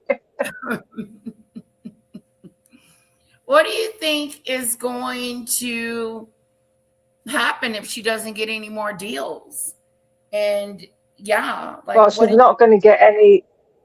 It's done. I don't think she's going to get anything at all. And all this stupid will they, won't they come is not helping, because there's a lot of charities and a lot of companies looking and go, look at the mess that they keep making. Are they coming? Are they not? And it's just getting worse. I'm going to watch the show with Kinsey after, because she got Scott Rouse on there, who talks about her being a narcissist. What's going to happen? But yeah, we'll see. We're going to see what's happened. I want her to come, because I want to see the carnage that they're going to cause. But I don't know that she will, because that risk is so high of her getting booed, and they're going to have to bring the kids. If they don't bring the kids, they're just going to look like two idiots. Yeah, if they don't bring just the kids, the same usual carnage. If they don't bring the kids, if she doesn't come, the kids don't come, this is all going to be a farce, and everyone's going to go, we told you so. They were never going to come in the first place. So it's like, this is it now. It's like, Meghan, Harry, you've got to start. If you said they're going to come, bring them. If they're not going to come, then don't say they're coming, because you're just making yourself look more foolish. And the more foolish they look, the more people are just like, we just don't want nothing to do with these two anymore. Like I said, all these charities have got all this stuff planned. They're making the charities look stupid. They're just making everything look foolish now. And it's like, the end is coming. I do too. I do believe it. I just think that with no more deals and no, Hollywood is not, like. I'll stop it with this R word. I'll stop it with the R word. It's just stuff on. Yeah, whatever, Earl. I think that I think that the money's gonna start running out. And I don't like my lipstick. The money's gonna start running out. And Meghan's going to start getting upset with Harry because she thinks he's supposed to take care of her. And he was taking care of her until you decided you wanted to leave the UK. So now you put him in a situation that is going to be difficult for him to take care of his family. Yeah. And so you got to be the breadwinner, Meghan.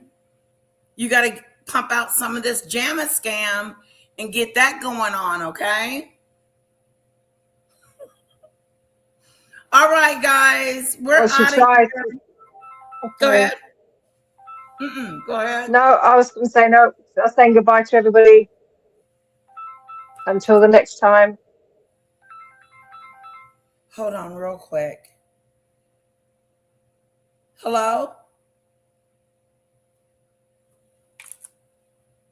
Hello? Yes.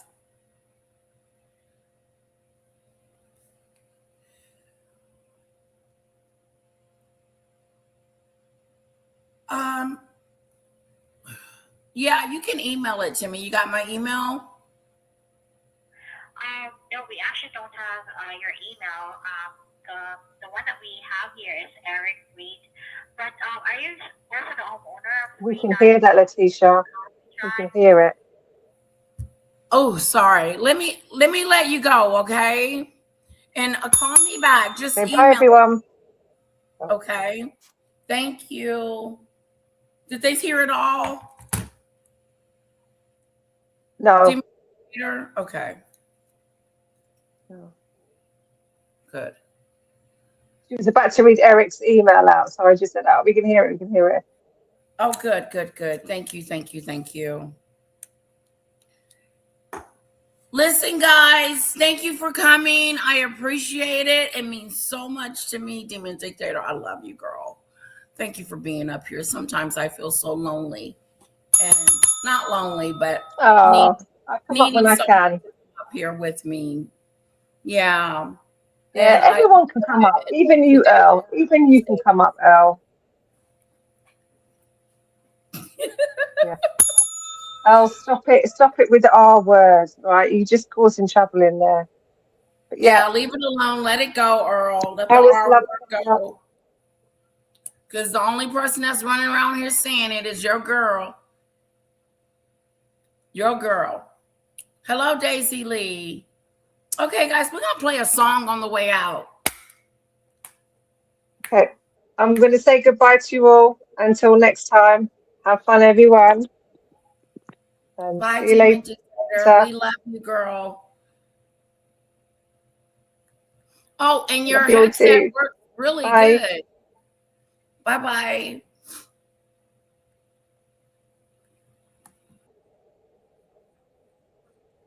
What a wonderful live, guys. We're going to play a song on the way out.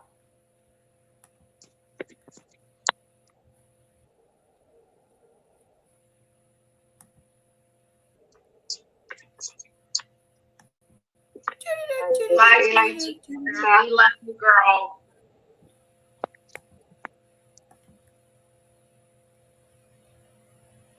Bye-bye.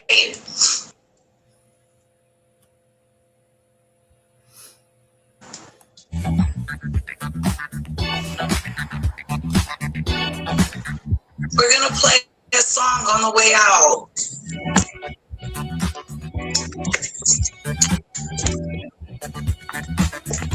Oh, Lady Letitia sipping tea online, dancing through the comments, feeling mighty fine. Then the fallout swooped in late one night, talking about that song is mine. She's minding her own lane. Then a copyright thunderstorm started pouring rain. Served a lawsuit looking smug and proud, but the internet was whispering that out too loud. Flapping feathers causing drama in the disco light, but truth was grooving funky through the night. And Danny Robertson hit the scene real slick, said that claim ain't real, let's settle this quick. Cause she looked like a nice person. Ooh, no. Make it rain, not for that fallout show. Oh, the scales of justice came down strong, dancing while they played that victory song. Oh, Lady Letitia stood tall on top, while the fallout flopped and could not stop. Courtroom disco ball was spinning truth shut her down. Papers flying like confetti through the air. Meanwhile, Letitia brushed her fabulous hair. Danny Robertson entered with the funky stride, with legal groove and swagger on her side. Said you can't own vibes, you can't own a beat. Then the owl started sweating in a feathered seat, flapping feathers causing drama in the disco light. But Karma boogied in with platform shoes so bright, the truth kept shining underneath the neon glow, and everybody knew which way this thing would go. She looked like a nice person. Oh, no, no, no. Oh, no. Make it rain, just to stole the whole dang show. The scales of justice hit parade, turned that fake claim into lemonade. Lady Letitia took the crown, while the foul out got left out of town. Now the whole club singing, take that L. Feathers drooping sadly like a yard sale bell.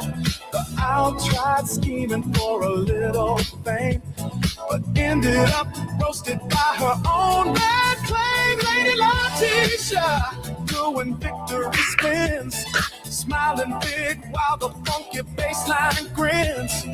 Content queen just living her life, dodging nonsense and imaginary strife. Ooh, funky justice in the air tonight. Neon truth under disco light. No more fake claims, no more disguise. Everybody finally saw through those eyes. Danny Robertson raised the groove up high, while the owl kept asking why. But the dance floor answered with a mighty refrain. You can't make ownership and expect to reign.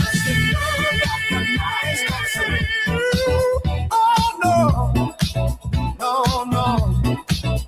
Make it rain. The truth stole the whole disco.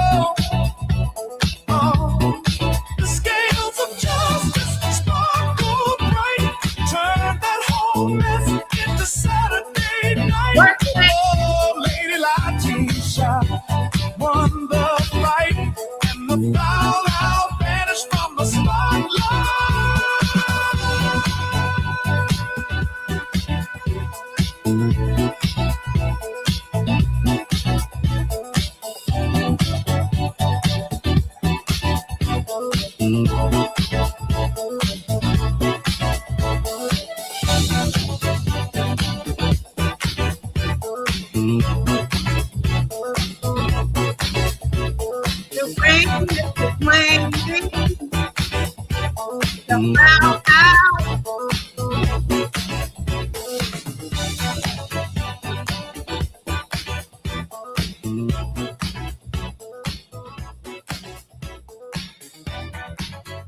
That was so fun. Oh my God. I danced into a sweat. Thank you guys for coming. Thank you for being here. Polo, Snowdrop, Earl, Demon Dictator, Lisa. Who else was here? Daisy Lee.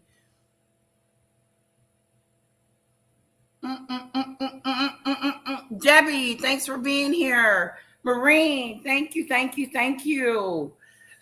Guys, I'll see you tomorrow. I want to know what's going on with Sammy and Ben.